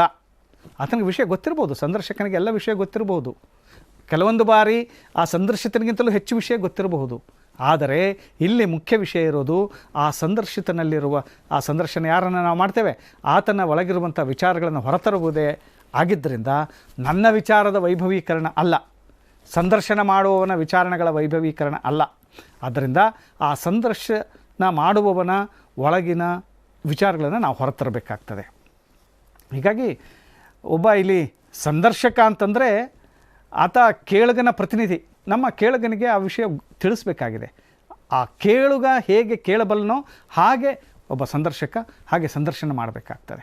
ಉದಾಹರಣೆಗೆ ನಮ್ಮ ಮಹಾಭಾರತದ ಶ್ರೀಕೃಷ್ಣ ಎಲ್ಲವನೂ ಬಲ್ಲವನು, ಎಲ್ಲ ಆತನಿಗೆ ಗೊತ್ತಿದೆ. ಆದರೂ ಅವನು ಅರ್ಜುನನಿಗೆ ಸಾರಥಿಯಾಗಿ ಇರ್ತಾನೆ. ಅರ್ಜುನನಿಗೆ ಸಾರಥಿಯಾಗಿ ಅವನನ್ನು ಮುನ್ನಡೆಸುವ ಕೆಲಸವನ್ನು ಶ್ರೀಕೃಷ್ಣ ಮಾಡ್ತಾನೆ. ಅಂಥದ್ದೇ ಕೆಲಸವನ್ನು ಇಲ್ಲಿ ಸಂದರ್ಶಕ ಮಾಡಬೇಕಾಗ್ತದೆ. ಆತನಿಗೆ ಎಲ್ಲ ಗೊತ್ತಿದ್ದರೂ ಕೂಡ ಆ ಸಂದರ್ಶಕನನ್ನು ಸಂದರ್ಶನ ಮಾಡುವಾಗ ಯಾರನ್ನು ಸಂದರ್ಶನ ಮಾಡ್ತಾನೋ ಅವರ ಬಗೆಗೆ ಗೌರವ ಇಟ್ಕೊಂಡು ಆತನಿಗೆ ಯಾವುದೇ ತೊಂದರೆ ಆಗದ ಹಾಗೆ ಆತನ ಒಳಗಿನ ವಿಚಾರಗಳನ್ನು ನಾವು ಹೊರತರಬೇಕೆ ಪ್ರಯತ್ನ ಮಾಡಬೇಕು. ಸಾಮಾನ್ಯವಾಗಿ ಸಂದರ್ಶನ ಮಾಡುವಾಗ ಗಮನಿಸಬೇಕಾದ ಒಂದು ಅಂಶ ಅಂತಂದರೆ, ವಿಷಯಕ್ಕೆ ಮೊದಲು ಒಂದು ಪೀಠಿಕೆ ಹಾಕಿ ಏನು ವಿಷಯ ಇವತ್ತಿನದ್ದು, ಏನು ವಿಷಯ ಅಂತ ಎಲ್ಲ ಹೇಳಿ, ಮತ್ತು ಆ ವಿಷಯದ ಕುರಿತು ನಾವು ಯಾರನ್ನು ಸಂದರ್ಶನ ಮಾಡ್ತಾ ಇದ್ದೇವೆ ಅವರ ಪರಿಚಯವನ್ನು ಮಾಡಿಕೊಡ್ಬೇಕು. ಅವರ ಪರಿಚಯವನ್ನು ಮಾಡಿಕೊಂಡು ಮತ್ತು ಆಗಿನ ಸಂದರ್ಭಕ್ಕೆ, ಉದಾಹರಣೆಗೆ ಹೇಳೋದಾದರೆ ಕೊರೋನಾ ಸಂದರ್ಭದಲ್ಲಿ ನಾನು ಒಂದು ಸಂದರ್ಶನ ಮಾಡ್ತಿದ್ದೇನೆ, ಯಾವುದೋ ಡಾಕ್ಟ್ರನ್ನ ಕರೆದಿದ್ದೇನೆ, ಅಥವಾ ಈ ಕೋವಿಡ್ ಲಸಿಕೆ ಬಗ್ಗೆ ಇರುವಂಥ ಕೆಲವು ಅನುಮಾನಗಳನ್ನು ಪರಿಹರಿಸಲಿಕ್ಕೆ ನಾನು ಒಬ್ಬ ಡಾಕ್ಟ್ರನ್ನ ಕರೆದಿದ್ದೇನೆ. ಆಗ ಆ ವೈದ್ಯರಿಗೆ ಇರುವಂಥ ಅರ್ಹತೆಗಳನ್ನು, ಅವರು ಎಷ್ಟು ತಜ್ಞರು ಅನ್ನೋದನ್ನು ಅವರ ಪರಿಚಯದಲ್ಲಿ ತಿಳಿಸಿ ಆ ಸಂದರ್ಭವನ್ನು ವಿವರಿಸಿ ನಾವು ವಿಷಯಕ್ಕೆ ಮುನ್ನುಡಿ ಇಡಬೇಕಾಗ್ತದೆ. ಹೀಗೆ ಆ ವ್ಯಕ್ತಿಯ ಹಿನ್ನೆಲೆಯನ್ನು ಮತ್ತು ಆ ಸಂದರ್ಭವನ್ನು, ಸ್ಥಳವನ್ನು ಮತ್ತು ಆ ಯಾರು ಸಂದರ್ಶಿತ ಇರ್ತಾನೆ ಆ ಸಂದರ್ಶಿತನ ಪರಿಚಯವನ್ನು ಕೂಡ ಮಾಡುವುದು ಒಬ್ಬ ಸಂದರ್ಶನ ಮಾಡುವವನ ಗುಣಗಳಲ್ಲಿ ಒಂದು. ಮತ್ತು ಆಗ ನಾನು ಶ್ರೀಕೃಷ್ಣನ ಉದಾಹರಣೆ ಹೇಳಿದೆ, ಸಾರಥಿಯಾಗಿದ್ದ ಅಂತ. ಒಂದು ಮಹಾಯುದ್ಧದ ಇನ್ನೊಂದು ಸಣ್ಣ ಕಥಾನಕ ನೆನಪು ಮಾಡ್ಕೊಳ್ಳೋಣ. ಏನಂದರೆ, ಮಹಾಭಾರತ ಯುದ್ಧ ನಡೆದಿದೆ. ಕರ್ಣ ಅರ್ಜುನ ಇಬ್ಬರು ಎದುರು ಬದುರಾಗಿ ನಿಂತಿದ್ದಾರೆ. ಬಾಣಪ್ರಯೋಗ ಆಗ್ತದೆ. ಬಾಣಪ್ರಯೋಗ ಆಗುವಾಗ ಕರ್ಣನ ಬಾಣ ಇನ್ನೇನು ಬಂದು ಅರ್ಜುನನಿಗೆ ತಾಕಬೇಕು. ಆಗ ಸಾರಥಿ ಶ್ರೀಕೃಷ್ಣ ರಥವನ್ನು ಹೀಗೆ ನೆಲಕ್ಕೆ ಕುಕ್ಕಿದ ಹಾಗೆ ಮಾಡಿ ಸರಿಸ್ತಾನೆ. ಆಗ ಅದು ಬಾಣ ಅರ್ಜುನನಿಗೆ ತಾಕದೆ ಅವನ ತಲೆಯ ಮೇಲಿಂದ ತಲೆಯ ಕಿರೀಟಕ್ಕೆ ತಾಗಿ ಹೋಗ್ತದೆ, ಜೀವಾಪಾಯ ಆಗೋದಿಲ್ಲ. ಇದು ಆ ಸಾರಥಿಗೆ ಇದ್ದಂಥ ಎಚ್ಚರ. ಇಂತಹದ್ದೇ ಎಚ್ಚರ ಸಂದರ್ಶಕನಿಗೂ ಕೂಡ ಇರಬೇಕು.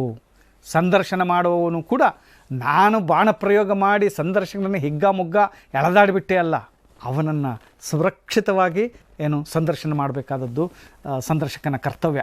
ಹೀಗಾಗಿ ಅವನಿಗೆ ಏನೂ ತೊಂದರೆ ಆಗದ ಹಾಗೆ ನೋಡಿಕೊಳ್ಳಬೇಕಾದದ್ದು ಕೂಡ ಒಬ್ಬ ಸಂದರ್ಶಕನ ಕರ್ತವ್ಯ. ಅವನನ್ನು ಅಡಕತ್ತರೆಯಲ್ಲಿ ಸಿಲುಕಿಸೋದು, ಇಕ್ಕಟ್ಟಿಗೆ ಸಿಲುಕಿಸೋದು ಒಬ್ಬ ಸಂದರ್ಶಕನ ಒಳ್ಳೆಯ ಸ್ವಭಾವ ಅಲ್ಲ. ಯಾಕಂದರೆ ಅವನೊಳಗಿನ ವಿಚಾರವನ್ನು ನಾನು ತೆಗಿಬೇಕಾಗ್ತದೆ. ಈ ಸಂದರ್ಭದಲ್ಲಿ ಅವನನ್ನು ಇಕ್ಕಟ್ಟಿಗೆ ಸಿಲುಕಿಸುವಂಥ ಕೆಲಸ ಅಲ್ಲ, ಅವನ ಒಳಗಿನ ವಿಚಾರಗಳನ್ನು ನಾನು ತೆಗೆದು ಅವನ ಅನಿಸಿಕೆಗಳನ್ನು, ಅಭಿಪ್ರಾಯಗಳನ್ನು ಕೇಳಿ ತಿಳಿದುಕೊಳ್ಳುವಂಥ ಕೆಲಸ ಒಬ್ಬ ಸಂದರ್ಶಕ ಮಾಡಬೇಕಾಗ್ತದೆ. ಹೀಗಾಗಿ ಇಲ್ಲಿ ಸಂದರ್ಶಕ ಅಂದರೆ ಒಂದು ರೀತಿಯ ಶ್ರೀಕೃಷ್ಣನ ಸಾರಥಿ, ಪಾರ್ಥಸಾರಥಿ ಇದ್ದ ಹಾಗೆಯೇ. ಕೆಲವೊಂದು ಬಾರಿ ಏನಾಗ್ತದೆ, ಸಂದರ್ಶಕ ಒಂದೇನೋ ಪ್ರಶ್ನೆ ಕೇಳ್ತಾನೆ, ಅವರು ಹೇಳುವ ಹಿರಿಯರು, ಅವರ ಅನುಭವ ಹಿರಿದಾದದ್ದು, ಅವರು ಏನೆಲ್ಲ ಹೇಳ್ತಾ ಹೋಗ್ಬಿಡ್ತಾರೆ. ಇಡೀ ಅವರ ಯಾವುದೋ ಕಥೆಗಳನ್ನೆಲ್ಲ ಹೇಳಲಿಕ್ಕೆ ಪ್ರಾರಂಭ ಮಾಡ್ತಾರೆ. ಇಲ್ಲಿ ಕೇಳಿದ್ದು ಒಂದು, ಅವರು ಹೇಳ್ತಾ ಇರೋದು ಏನೇನೋ ವಿಷಯಗಳನ್ನ ಹೇಳಿಬಿಡ್ತಾರೆ, ವಿಷಯಾಂತರ ಮಾಡ್ತಾ ಇರ್ತಾರೆ. ಆದರೆ ಬಂದಂಥ ಸಂದರ್ಶಿತರು ತುಂಬ ಹಿರಿಯರವರು, ಅವರಿಗೆ ಗೌರವ ಕೊಡಬೇಕಾಗ್ತದೆ. ಹೀಗಾಗಿ ಮೆಲ್ಲಗೆ ಆ ವಿಷಯಾಂತರವನ್ನು ತಪ್ಪಿಸುವ ಕೆಲಸವೂ ಕೂಡ ಸಂದರ್ಶಕನದ್ದೇ. ಸಂದರ್ಶನ ಮಾಡುವ ಆ ವಿಷಯಾಂತರವನ್ನು ತಪ್ಪಿಸಿ ಅವನನ್ನು ಮತ್ತೆ ಸರಿದಾರಿಗೆ, ಸರಿಯಾದ ಹಳಿಗೆ ತರಬೇಕಾದಂಥ ಕೆಲಸವನ್ನು ಮಾಡಬೇಕಾಗ್ತದೆ. ಕೆಲವೊಂದು ಬಾರಿ ಸಂದರ್ಶಕರು ತುಂಬ ಅವರಿಗಿಂತ ಇವರೇ ಹೆಚ್ಚು ಮಾತಾಡೋದು ಕಂಡಿದ್ದೇವೆ. ಆ ತಪ್ಪು ಯಾವಾಗಲೂ ಮಾಡಬಾರ್ದು.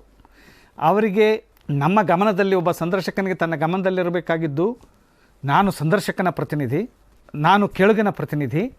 ಆ ಕೇಳುಗನಿಗೆ ಏನು ಗೊತ್ತಿಲ್ಲವೋ ಅದನ್ನು ನಾನು ಅವರಿಂದ ಹೆಕ್ಕೆ ತೆಗೆಯೋದು ನನ್ನ ಕೆಲಸ ಅನ್ನೋದರ ಬಗೆಗೆ ಸ್ಪಷ್ಟತೆ ಇರಬೇಕು. ಹೀಗಾಗಿ ಒಂದು ವೇಳೆ ಸಂದರ್ಶಕನಿಗೆ ಆ ವಿಷಯ ಗೊತ್ತಿದ್ದರೂ ಕೇಳುಗರ ದೃಷ್ಟಿಯಿಂದ ಅದು ವಿಷಯ ಸಣ್ಣದೇ ಅಂತ ಅನಿಸಿದ್ರು ಕೇಳುಗರಿಗೆ ಅದು ಬೇಕಾಗಬಹುದು ಅಂತ ಅನಿಸಿದರೆ ಮತ್ತೆ ಆ ಪ್ರಶ್ನೆಯನ್ನು ಕೇಳಬಹುದು, ಅದರಿಂದ ವಿವರಣೆಯನ್ನು ಪಡಿಬಹುದು. ಅಥವಾ ಅವರು ಏನೋ ವಿಷಯವನ್ನು ಹೇಳ್ತಿದ್ದಾರೆ, ಅದರಲ್ಲಿ ಸ್ಪಷ್ಟತೆ ಬೇಕಾಗಿದೆ, ಅದಕ್ಕಾಗಿ ನಡುವೆ ಹೋಗಿ ಮತ್ತೆ ಅವರಿಂದ ವಿವರವನ್ನು ಪಡಿಬಹುದು. ಇಂಥದ್ದೊಂದು ಕೆಲಸವನ್ನು ಒಬ್ಬ ಸಂದರ್ಶಕ ಮಾಡಬೇಕು. ಮತ್ತು ಸಮಯ ಪ್ರಜ್ಞೆ ಗೊತ್ತಿರಬೇಕು. ಆಕಾಶವಾಣಿ ಯಾವಾಗಲೂ ಸಮಯಕ್ಕೇ ಪ್ರಾಧಾನ್ಯ ಕೊಟ್ಟಂಥದ್ದು.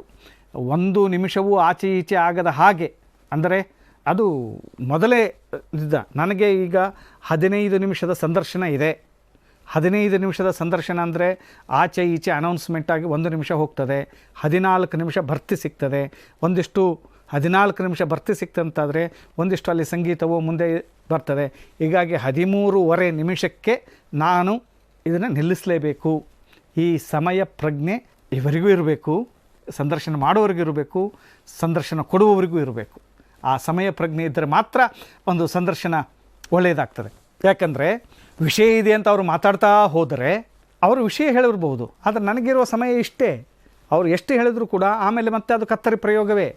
ಆ ಕತ್ತರಿ ಪ್ರಯೋಗ ಆಗಬಾರ್ದು ಅಂತಾದರೆ ಅಷ್ಟು ವಿಷಯಕ್ಕೆ ಅವರು ಕೂಡ ಸಿದ್ಧರಾಗಬೇಕು. ಅದನ್ನು ಸರಿದಾರಿಗೆ ತರುವ ಕೆಲಸವನ್ನು ಸಂದರ್ಶಕ ಮಾಡ್ತಾ ಇರಬೇಕು. ಈ ಸಂದರ್ಶಕನ ಕತೆ ಹೇಗೆಂದರೆ, ಆತ ಮೊಲನೂ ಆಗಬಾರ್ದು, ಕಡೆ ಆಮೆಯೂ ಆಗಬಾರ್ದು. ನನಗೆ ಸಮಯ ಆಗ್ತದೆ ಅಂತೇಳಿ ಓಡಿಸ್ಕೊಂಡು ಹೋಗಬಾರ್ದು. ಅಥವಾ ಅವ್ರ ಹತ್ರ ಇಷ್ಟು ವಿಷಯ ಇದೆ, ನಾನು ಏನು ಮಾಡಲಿ ಅಂಥೇಳಿ ಅವರನ್ನು ತುಂಬ ಬೇಗ ಬೇಗ ಬೇಗ ಬೇಗ ಪ್ರಶ್ನೆಗಳನ್ನು ಕೇಳಿ ಬೇಗ ಮುಗಿಸ್ಬೇಕು ಅಂತ ಅಷ್ಟು ಆಗಬಾರ್ದು. ಮೊಲದ ಕಥೆ ಆಗಬಾರ್ದು. ಅದಿದೆ ಇಲ್ಲ, ಅವ್ರು ಹೇಳ್ತಾ ಇರಲಿ ಬಿಡಿ ಅಂತಂದೇಳಿ ಮೆಲ್ಲಗೆ ಆಮೆಯ ಕಥೆಯೂ ಆಗಬಾರ್ದು. ಅದು ಸರಿಯಾದ ಕ್ರಮದಲ್ಲಿ ಒಬ್ಬ ಸಂದರ್ಶಕ ಹೋಗಬೇಕಾಗ್ತದೆ. ಸಾಮಾನ್ಯವಾಗಿ ಅದೇ ನಾನು ಹೇಳಿದ್ರೆ, ಒಂದು ಸಂದರ್ಶನ ಅಂದರೆ ಎಷ್ಟು ನಿಮಿಷ. ಮೊದಲೆಲ್ಲ ನಾವೀಗ ಬಹುದೊಡ್ಡ ಸಾಧನೆ ಮಾಡಿದಂಥ ಸಾಧಕರಿದ್ದಾರೆ.